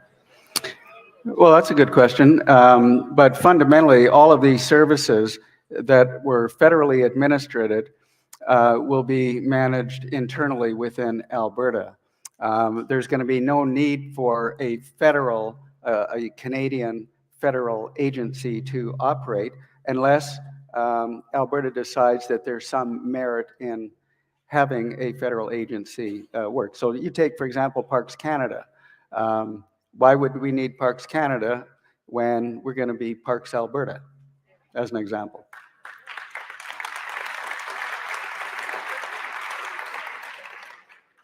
The next question says, how can you say we are not landlocked unless BC gets on board? And there's a lovely map of Canada here.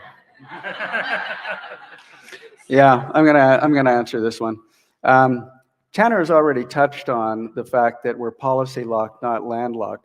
But what I think many people forget is that Alberta has more clout to do what it wants as an independent nation. So let me give you an example.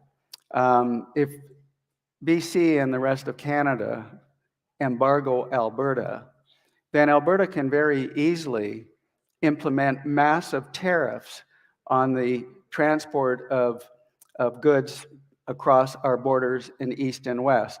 And if we still need to provide more clout, we can block it altogether, including overflights.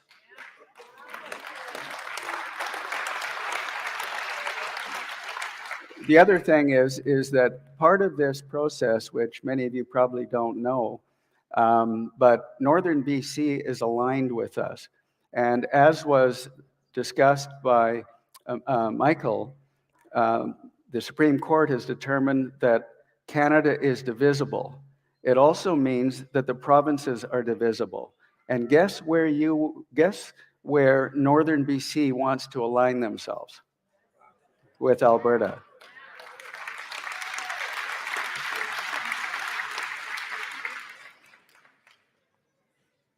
I'm going to read this question. Oh, sorry, I got one other thing to add to that. The United Nations Convention of the Law of the Sea, Articles 124 and 125, do give landlocked countries access to tidewater. That's another arrow in our quiver as well.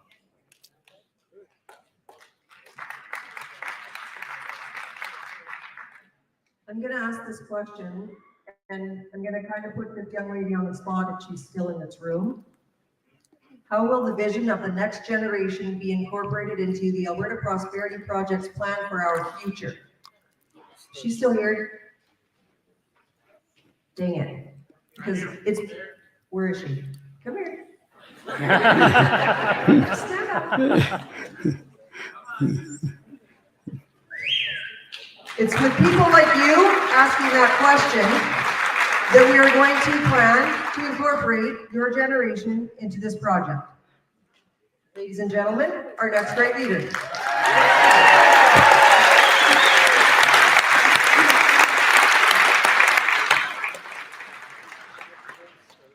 She wasn't expecting that. But she very well could be our next great leader. If we separate, how are we going to get global companies to invest in Alberta? Well, that's a great question as well. Let's think about something. In the late 70s, Alberta was booming. There was a massive demographic shift of businesses and people from elsewhere in Canada and elsewhere in the world. And there was a good reason for that. It was that there was liquid gold in the streets, literally. So the answer to the question is if Alberta has a very favorable regulatory environment, and instead of 30 government portfolios, we have 9, and we have a tax structure that is favorable for business to reside here, and with that tax structure, they are better able to grow their business, create greater employment and greater prosperity. Why would a company not want to come to the lowest taxed region in the world with the best regulatory environment in the world?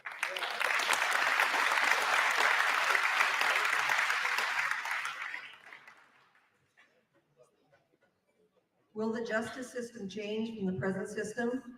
We need unbiased judges. Yeah, we have a legal system. We do not have a justice system, and you've seen that. Yes, and that's a really, really good. The Constitution that was referred to, there's no question that the judges are going to be answering to a different calling. Yeah, they will not get away with what they've done in the future, that's for sure.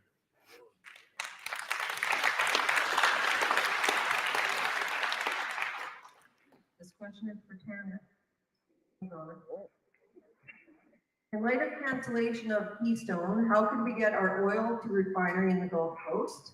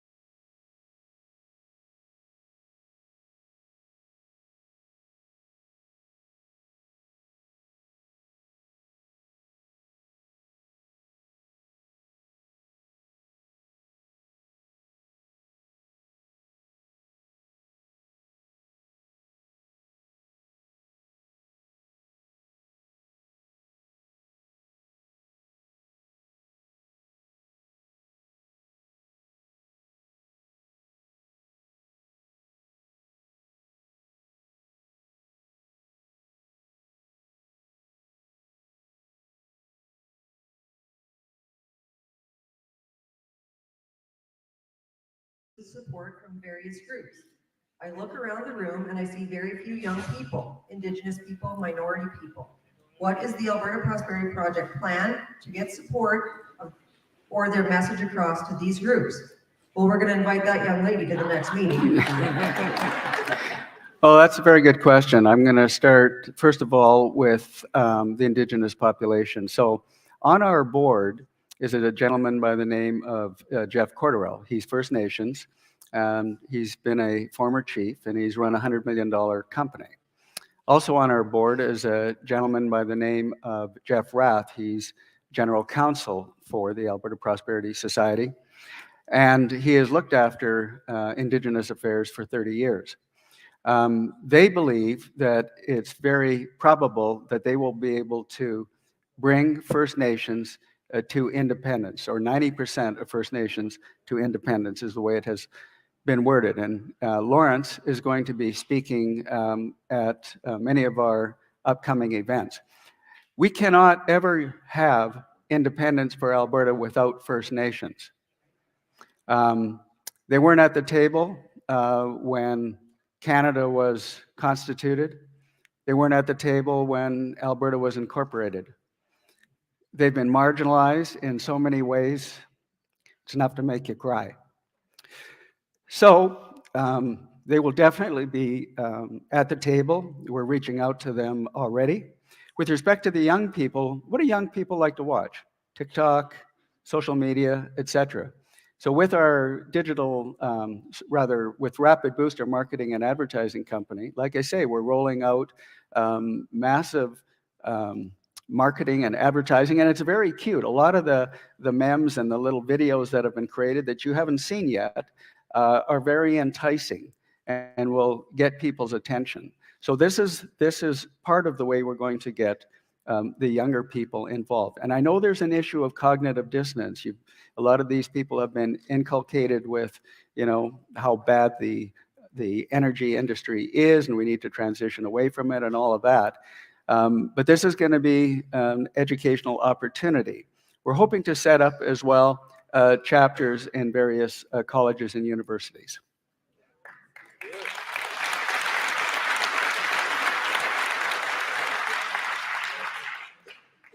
Simplified messaging is critical these days.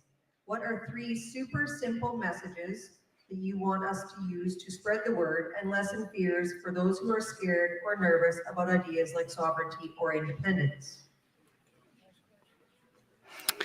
What are 3 words? 3 simple messages. Oh, three simple messages. Well, that's a good question as well. I would start off and say, what would you want if you knew what you could have? And then from there, answer the question of what they can have. Do you want freedom? Do you want prosperity? What does it mean? What does freedom mean?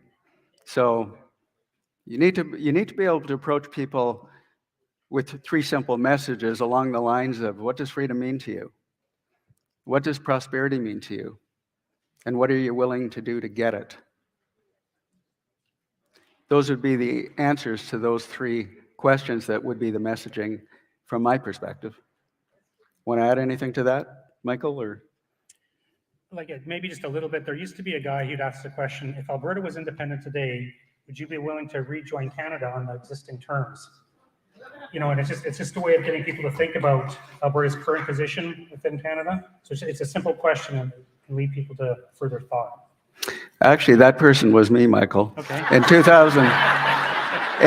2003, I was at Ralph Klein was a good friend of mine. So we were at the annual general meeting in Red Deer, and I said to him privately, I said, Ralph, if you were I said, I think I have a solution to fix Alberta circumstances in Confederation. Would you like to hear it? And he says, you do? And I says, yeah. And he says, absolutely. I said, so it's based on the question that Michael just said. If you were the president or the prime minister of the sovereign country of Alberta, and Canada came to you and said, we would like Alberta to join Confederation under the current terms and cost of membership, would you?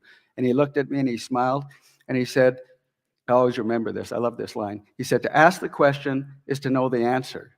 Of course not. So then I said, well, don't you think that you have a moral and an economic responsibility to Albertans to fix Alberta's circumstances in Federation? And he says, yeah, I guess I do. And I said, well, I'm drafting a paper for you and caucus. And over the course of the next few months, I did. It was entitled Alberta at the Crossroads, Status Quo, Refederation, Autonomy. Status quo now would be the Great Reset. Refederation is fixing Alberta's circumstances in Confederation. Autonomy meant independence untethered to Canada. And in that document, the key issue was the issue of leverage. The very same thing we're talking about right now is the leverage of a successful referendum on independence. Now, in 2003, 2006, there was no incentive, as Michael pointed out. Alberta was booming. When Ralph resigned in 2006, Alberta had $36 billion in cash and assets, no debt, was the number 2 GDP region in the world, and Yeah, and it was the lowest tax region as well. So, yeah, there's the source, Michael. Oh, and by the way, I then met with Ralph in his office for 2 hours, and we went over it. And he said, "Would you like to present it to caucus?" And I said, "Sure." And so I started working on a PowerPoint presentation with my secretary, and got a call about 2 weeks later from the chief of staff. And the chief of staff said, "You're not going to present." And I said, "Why?" And he said, "Because your paper is about independence." And I said, "No, my paper is about leverage. You just didn't understand it." And it showed the exact path of how to go ahead and do this. So I've been thinking about this for quite some time. If anybody wants a copy of that, just let me know, and I'll email it to them. It's 61 pages, fully referenced, and I ran it through constitutional lawyers and a whole bunch of other smart business people. Have you approached other?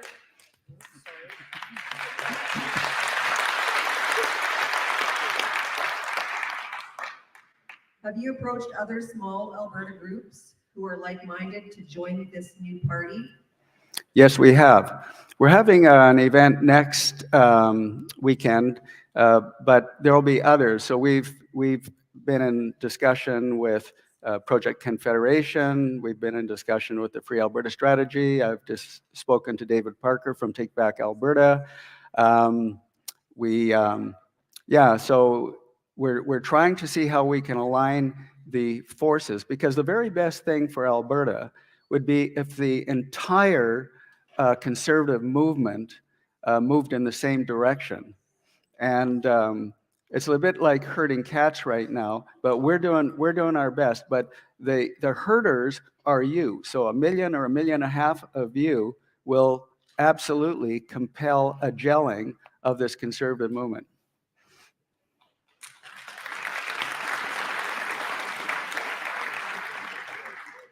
Is there a framework to protect the country of Alberta's borders?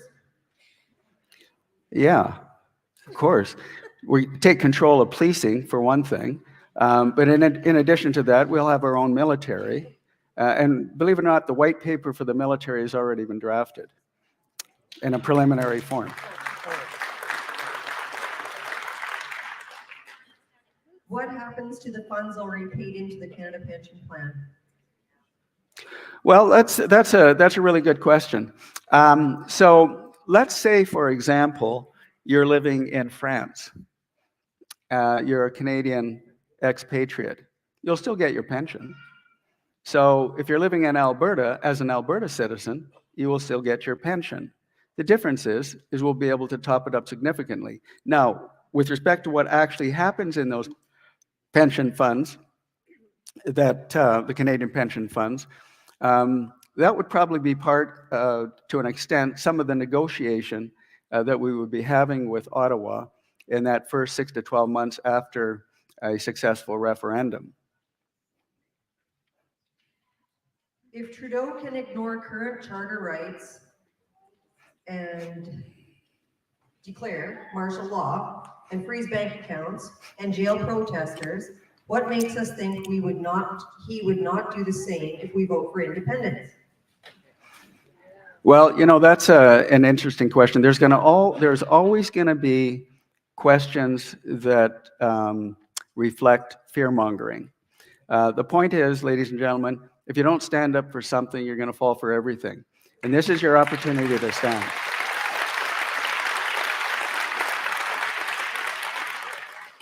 Not only that, a successful referendum on independence is a reflection of the will of the people. That has international credibility to it.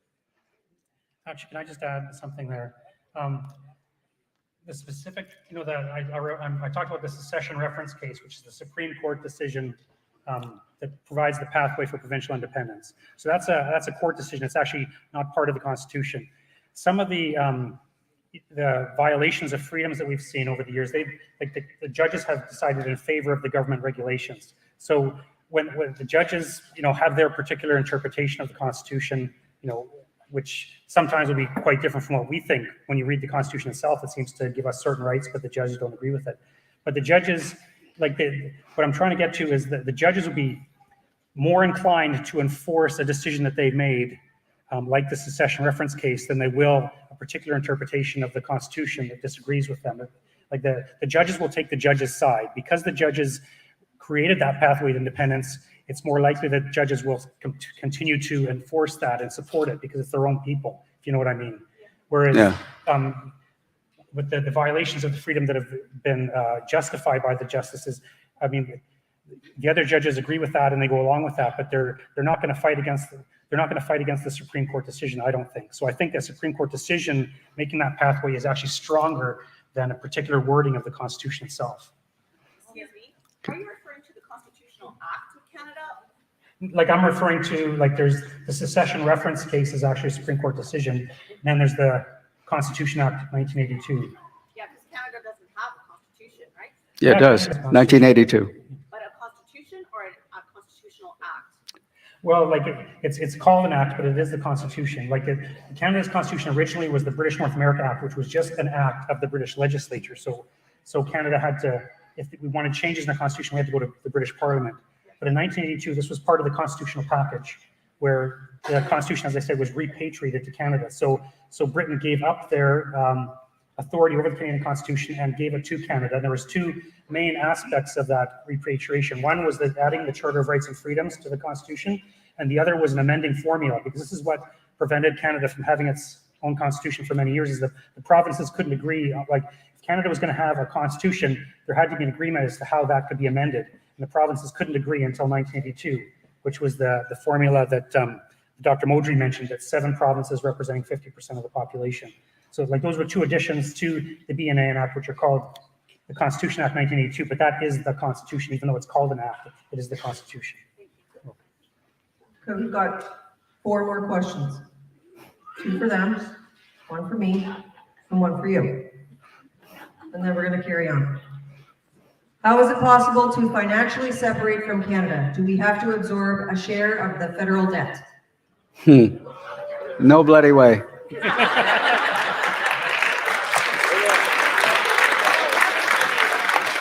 Look, we've already given them $700 billion for nothing, which we didn't get anything back. What they've done is they've caused us a $120 billion debt that we currently have right now. So we'll look after our debt. They can look after their bloody debt.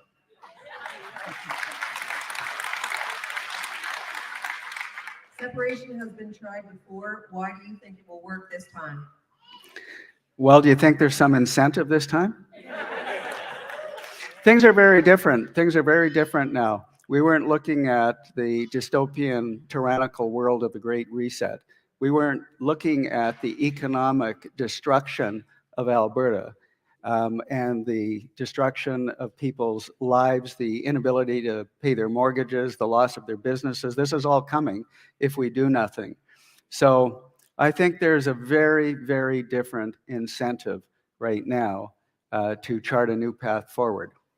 Actually, can I just add one thing too? Go ahead, Mike. Like we didn't really try to separate. Like in the early 80s, there was a separatist movement that kind of fell apart. So we didn't really try to separate in that sense. But something that's really important is we tried so many things since then. And I mentioned Preston Manning and the Reform Party. We tried to reform Canada since then. We've tried so many things, Tripoli Senate and all these things. Now we have a track record of having tried to change Canada and it failed. So now we know for sure we cannot change the system. Back in the 80s, there were people who believed we could change the system, and it looked realistic, like maybe we could. You know, Preston Manning, Reform Party, it looked like maybe we could, but it proved that we couldn't. So now that we know we cannot change the system, independence is the only realistic option. Good comment, Mike. What is a chapter and how do I start one? This is a great question. All you got to do is come talk to me. She's a lot of fun to chat with too. So when Dr. Modry did mention, you know, we want to have a chapter in every single community of Alberta. Why do we want that? Because that is how we get our message out to everybody. We're building a community within ourselves, and we want all of you to join it. So that's how we do it. We have all of the information that you're ever going to need on our website. We give that to you. Oh, it's not on our website, but we still give it to you. It's on a different communication platform. But Dr. Modry wasn't kidding when he said we're up to about 76 chapter leaders. That doesn't mean that we have 76 chapters. It means we have, who's going to the principal's office with that sign? So we have, if we have a chapter in every community in Alberta, the chances of us having 500,000 to 1 million members increases 100-fold. And the more chapters we have, the more people are talking about us, the more we're advocating and inspiring and educating our friends, our neighbors, and everybody else to jump on board. This is going to be the best train you've ever been on.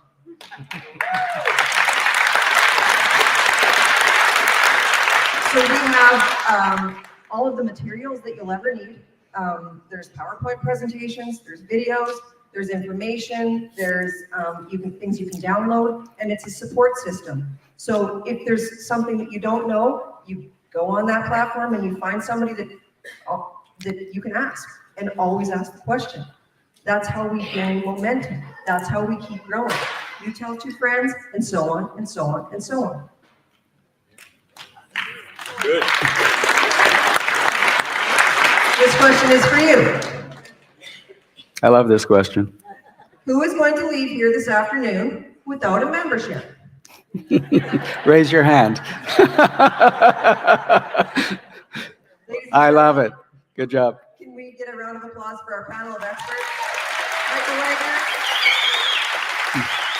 Dennis Modry, and Hnidey. Thanks, Mike. Good job. Tanner. Okay.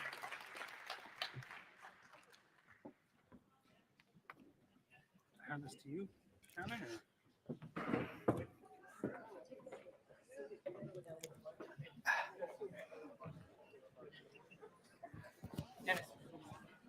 Now I got 3 stools and 2 mics. I just don't know what to do.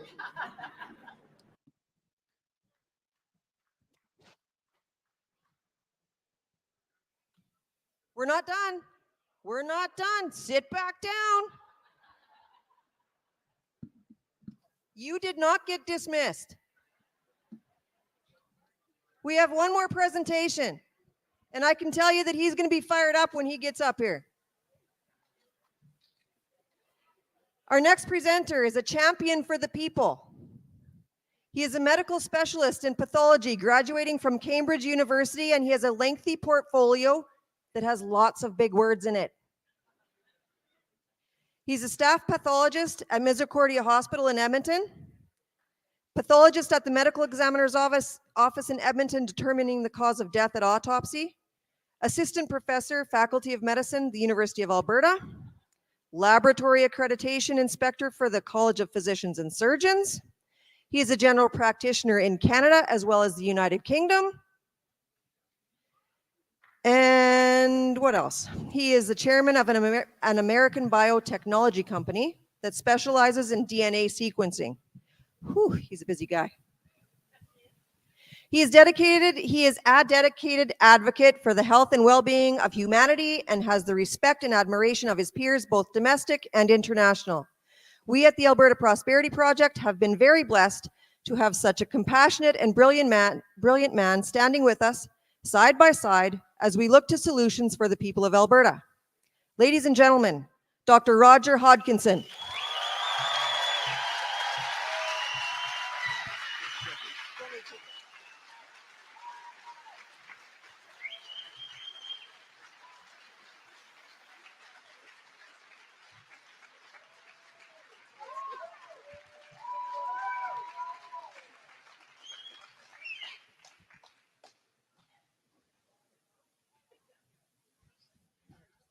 Okay.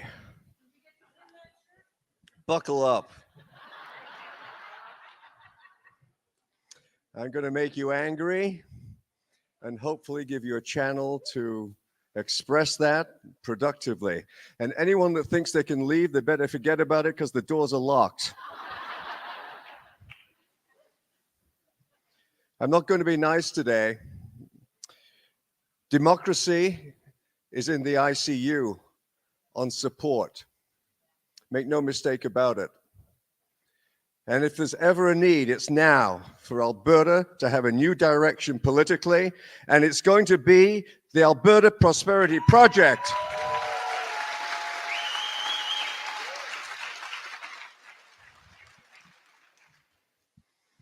Nothing could exemplify the crisis that we're in more than two contrasting quotes. And I'm going to read this one first from Satan's spawn, if you know who I mean. He said this on April Fool's Day, not realizing that, of course, he was the fool. He said this, and I quote verbatim, you can see it on Mark Tros's website and other sites. Quote, "This is going to make you pissed. Regardless of the fact that we are attacking your fundamental rights or limiting your fundamental rights, and the Charter says that's wrong, we're still gonna go ahead and do it." I'm not making this up. He said this. No, and more. It's basically a loophole that allows a majority to override the fundamental rights of a minority. Does that make you goddamn mad? Contrast that with something that was said in the Australian Senate just yesterday. You've never heard words like this in Canada. Where are the PCs? Where are our politicians federally? It was said by Senator Malcolm Roberts, quote, "To the Prime Minister, the Health Minister, the Federal Health Department, and all those in the Senate and the House of Representatives, all of you who have perpetrated this crime, I direct one question. How the hell do you expect to get away with it? We're not going to let you get away with it. We won't let you get away with it. We're coming for you. And we have the stamina to hound you down, and we damn well will."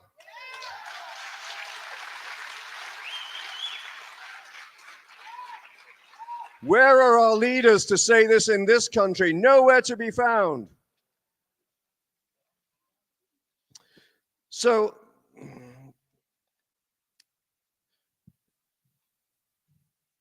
this madness has touched everyone on earth, every single person, from in the smallest village in India to all of you, either physically, mentally, or financially. Everyone is being devastated by this madness for no reason medically whatsoever. It was nothing more than a bad seasonal flu with a certain nuances, yes, but it didn't require this ridiculous intervention into our daily lives.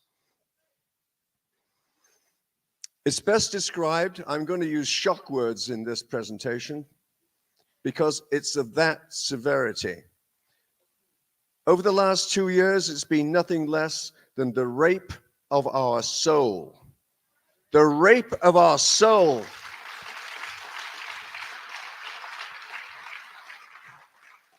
Nothing worked. Nothing could work. Nothing will work.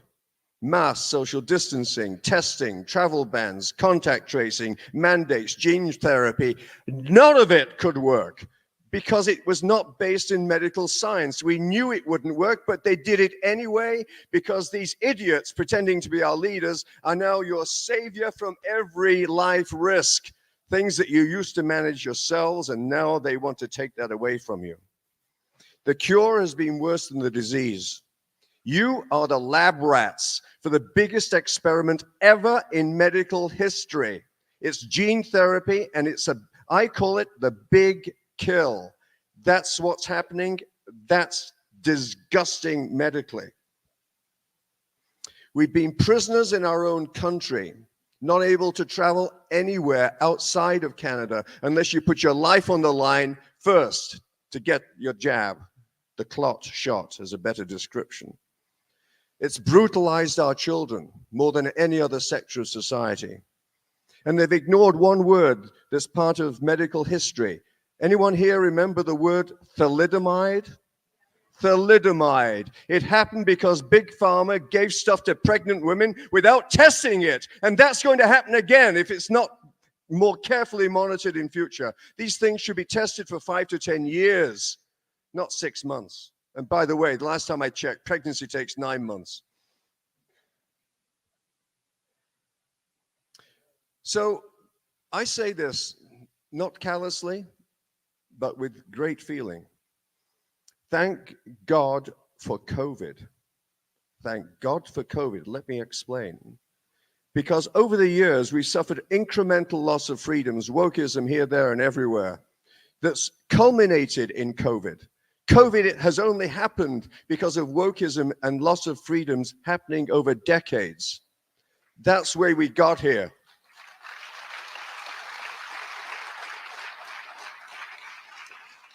Medicine failed, but it took the truckers of all people, to get it right.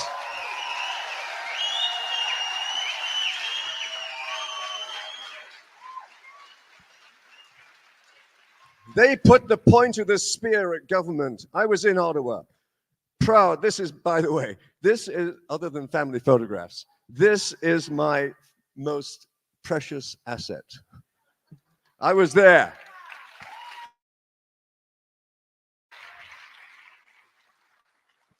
So what did the truckers achieve? Well, we won the battle. We won the battle. And you could say to a large extent, we've won many freedoms back. Yes, we certainly have. Thank God for the truckers. But we've only just won the battle. It's going to be a 20-year slog to get back our full freedoms, get rid of wokeism in all the institutions and the multinationals for that matter. In other words, we're almost back in a time that I euphemistically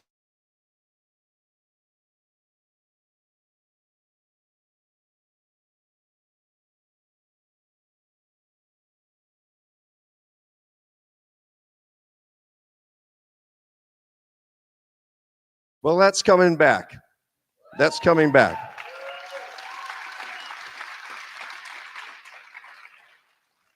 So that was how we got into this mess and the devastation it's caused. But let's be constructive now.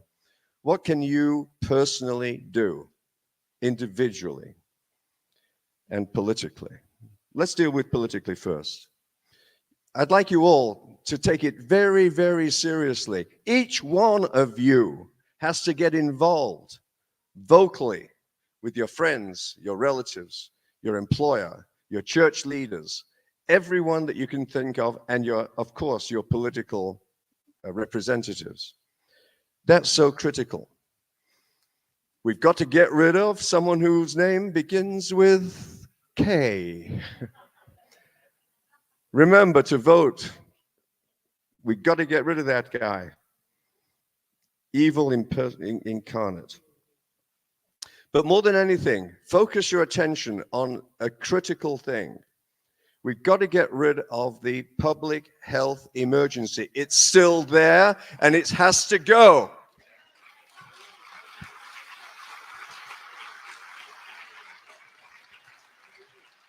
The truckers didn't just stop the War Measures Act, the Emergency Measures Act. That was incredible, obviously. But the underpinning of everything that's going on still is predicated on it being a public health emergency, which it is not. It never was, never in a month of Sundays, as we say in Northern England. That has to go. Join activist organizations like the APP, Taking Back Our Freedoms, TBOF, a national organization headed by Brian Peckford. Join these organizations, donate to them, be active with them. You've heard everyone speak about the need for volunteers. That's real. Please, for your children, do it. Do it. It needs each and every one of you to commit, not just Dr. Modry and the APP, but every single one of you. Consider using effective strategies such as the shaming strategy. Go and see your MLA, bang the table, see your church leaders, bang the pulpit. Where were you when we needed you? Nowhere to be found. They've got to have their noses rubbed in it. Shame them, because they lacked leadership when it was so desperately needed.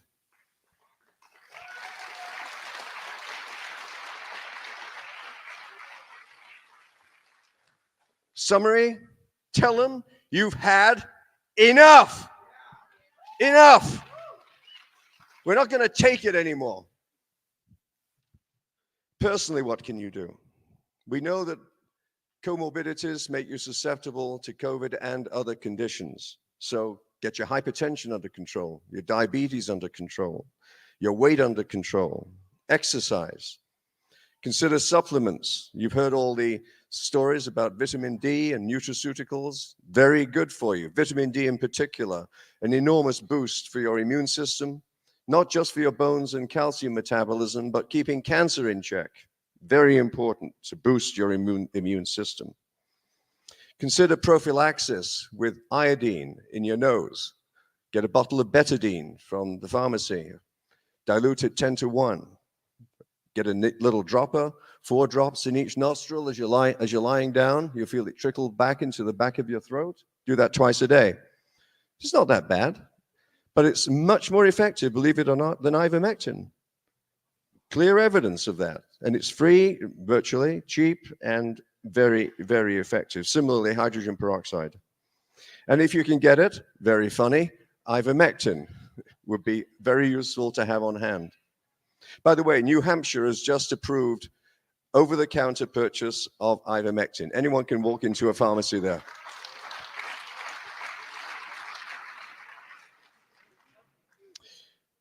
For the unvaxxed, of course, just say no. Say no.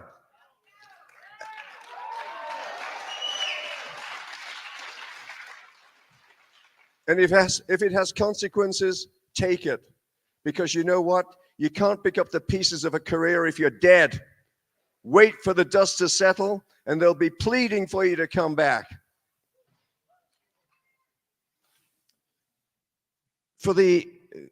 Also for the unvaxxed, I hear so many tragic stories, people calling me with these brutal decisions they've had to make at the breakfast table. Food on the table, or put my life on the line.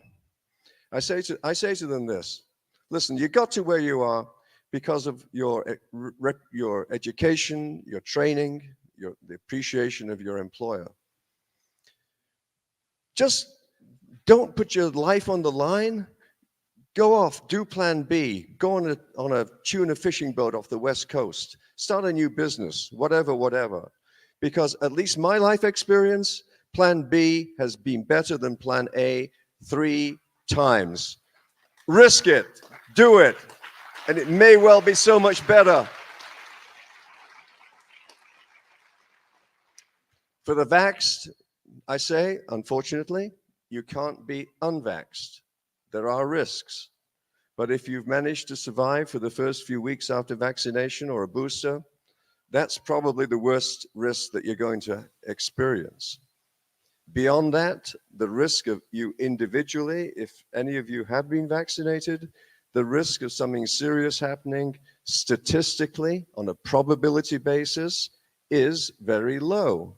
It's still much higher than it should be when you're looking at the VAERS data in the States, but you should not live in fear. It can't be reversed. You've got to keep looking ahead, look to the future, be aware of complications that could happen so that you seek early treatment, but don't live in fear anymore. Just look forward and plan for the future and join the APP.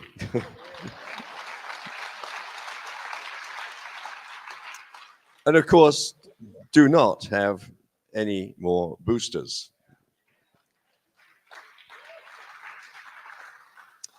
I'm going to switch gears here a bit now and talk about what we've learned from all of this mess and future challenges that we face as a society. The first one is, of course, we've got to get away from government propaganda and understand that they have been lying to you for 2 solid years.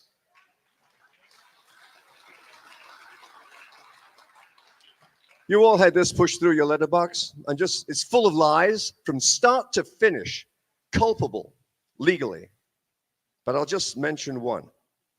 Quote, is the vaccine harmful to pregnant women?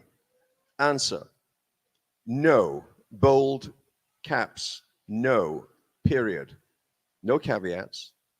There is no evidence that COVID-19 vaccines are harmful for those, meaning men and women, who are pregnant. Of course there's no evidence, because these bastards haven't looked for it. And yet they're injecting it into women as we speak, without any evidence of long-term consequences. That's never happened before in medicine. Never happened before, except with thalidomide, as I said. So the propaganda extended into many other aspects of what you've been hearing. Government lied, people died. The COVID deaths have been overestimated, massive reductions by CDC in Massachusetts. In Canada, of course, they don't know what the statistics are, so there's nothing to adjust. And at the same time, the deaths from vaccination have been massively underreported. And at the end of the day, many people are thinking that it's probably going to be something like 2 deaths from the vaccination to 1 life saved. It's at that scale of idiocy that's been going on. It's going to be a bonanza for lawyers who've identified it as what they call a target-rich opportunity. Otherwise stated, it's like being a mosquito in a nudist colony.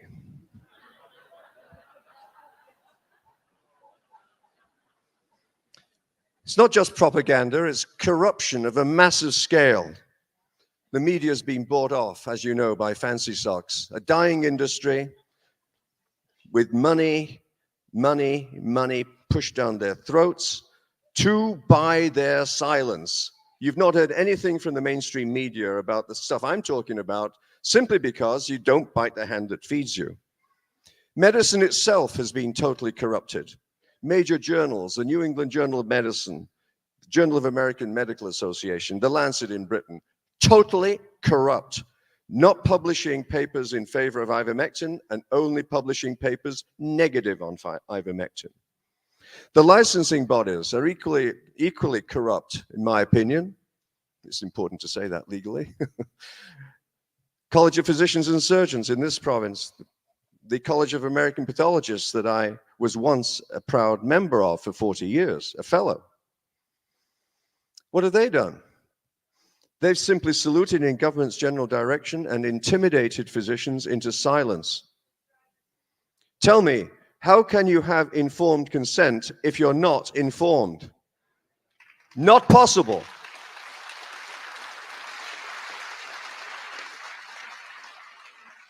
And when you look at the carnage, that first medical ethic, first do no harm. Medicine has been trampled on by this government and governments internationally. Government is your new doctor. Be worried. Be very worried. And I'm not exaggerating. They've shown they can control medicine and have doctors say what they want them to say. Next time you go in to see your GP and you've got the bellyache or something that could be serious, and the previous week he or she has looked you straight in the eyes and lied to you, are you going to trust that doctor again? I don't think so. A tragic time for medicine. We've earned trust over centuries, and you can lose it like that, just like that. And that's what's happened. A tragic, tragic time. And then, of course, the corruption extends to what I call the alphabet agencies, the FDA and the CDC. It normally takes 5 to 10 years to get something like this to market, and they did it in 6 months. The revolving door of the executives from Big Pharma going to CDC and back again. The whole thing's totally incestuous. And Big Pharma has been allowed to run its own trials, not by independent researchers. It's a little bit like having your children mark their own homework. Of course, they got the answer they wanted. And then, of course, we have the notice that Paul Alexander sent around. Fantastic fellow. I was with him in Ottawa for 2 weeks. Got to know him very well. As you probably know, Pfizer tried to bribe him with $1 million and $50,000 a month to shut him up. That's the scale of corruption that's going on in Big Pharma. And the final thing they ignored in Big Pharma was to ignore a central dogma in vaccinology, the science of vaccines. You never, ever, ever, ever, ever vaccinate in the middle of a pandemic for an RNA virus. Why? because you'll simply cause the emergence of more variants and variants and variants and variants and scariants and so on indefinitely. You can never, ever, ever get ahead of an RNA virus if you vaccinate in the middle of a pandemic. They did it anyway. They were told it was going to fail, and they ignored the advice. Other big issues, lessons learned, gain of function, GOF. It should stop everywhere. It's going on around the world. It's not rocket science. It could design something that was an existential threat for everyone, making COVID look like a walk in the park. Gain of function has to stop everywhere, and if there's a rogue country doing it, it should be bombed out of existence because it could kill a lot of you.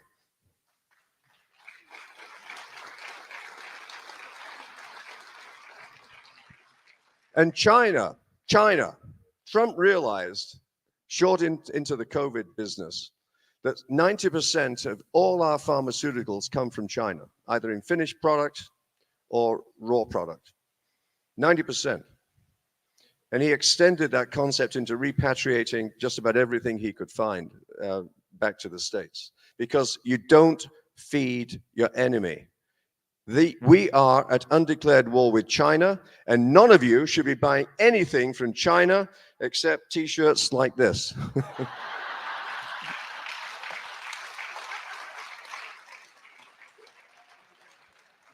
So I've almost finished, because I want to say one or two more things that are, in my opinion, terribly important.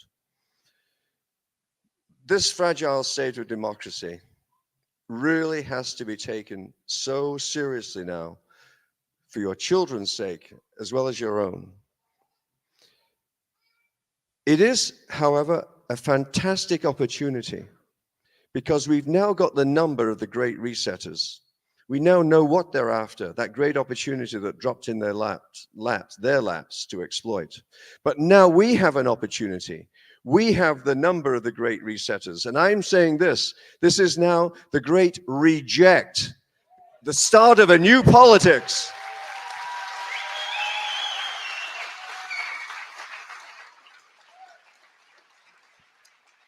When the history of this sad episode is written by the likes of Alex Berenson and co, and the great unwashed out there, not stupid people, but the people who have been kept ignorant, when they know the scale with which they've been lied to, the dangers they've had to go through, the people they've lost because of it, there will be a scale of revulsion the world has never seen. And that is a fantastic opportunity for the new politics.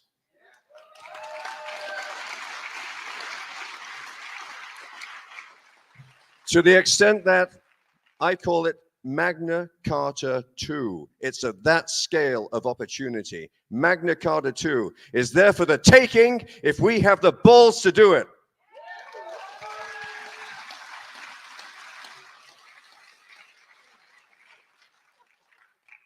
So I'm going to finish showing off my hair. Here's to freedom. Here's to justice. Here's to democracy. Here's to the truckers. Here's to Artur Pawlowski. And here's to the Republic of Alberta.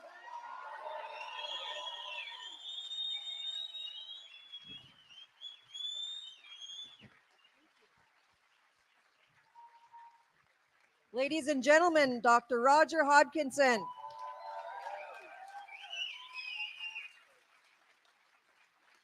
So just this book here was left over on the merchandise table, and there is some important information in here. The person's name is Judy Podzik. There's only 2 vowels in this name. There is seriously some important information in here. So if anybody knows this person, if you can come and get it, that would be great. So that covers our presentations for this afternoon, but I want to let you, there was a question about what our next events are. And we have a pile of them coming up. So from here, we're going to go, tomorrow we're going to be at Alberta Beach. If you know anybody at Alberta Beach, let them know that's where we're going to be. The doors open at noon and the show starts at 1. On the 8th, we are going to be in High River. On the 9th, we're going to be in Red Deer. There's some very important things I have to tell you about what's going to happen in Red Deer. It's going to be something that we have never done before. And of course, my notes are gone. So I'm going to wing it. Okay, so we have extended an invitation to all other political, we're not a political party, we're an educational society, but we have given invitations to somebody from Jason Kenney's group, somebody from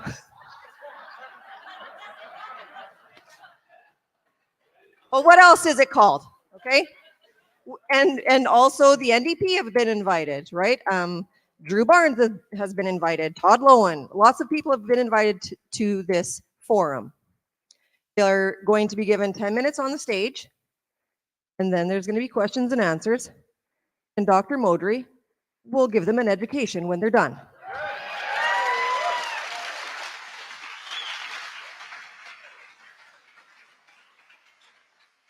I also have to let you know that there is absolutely no tailgate party. I don't know where that came from. There is not one, and there is going to be security and police on site. The event in Red Deer is at Westerner Park, and it is in the afternoon on Saturday the 9th. So with that, I would like to leave you with some closing remarks. As I said before, we need all of you to join us. There's strength in numbers. You've heard that before. We're building a community within ourselves, and we want all of you to join our community. We've got one chance to secure a future for our families, for our children, and our grandchildren. So we need you to buy memberships. It doesn't matter. There's no age limit on the memberships. If you've got a 5-year-old that wants to be a member of the Alberta Prosperity Project, they can be a member of the Alberta Prosperity Project. There's no age limit there. We need you to become chapter leaders. That's how we get our information out to the communities. We need you to become volunteers. Without volunteers, the ship doesn't sail. We need you to offer to host events, because look what happens when we have an event. Look at all the friends we're making today. And I'm just up here making friends and influencing people. We've got good people at our table. My honor to stand with them. It's my honor to work with them. And it's my honor to learn from them. We believe in the good of humanity, the good of community, the good of our friends and neighbors, and we stand firmly together. Our solution, as Dr. Modry pointed out, without any politicians at our table, is to unite 500,000 to 1 million Albertans to stand together. That's something that's never been done before. You'll be on the right side of history if you join us.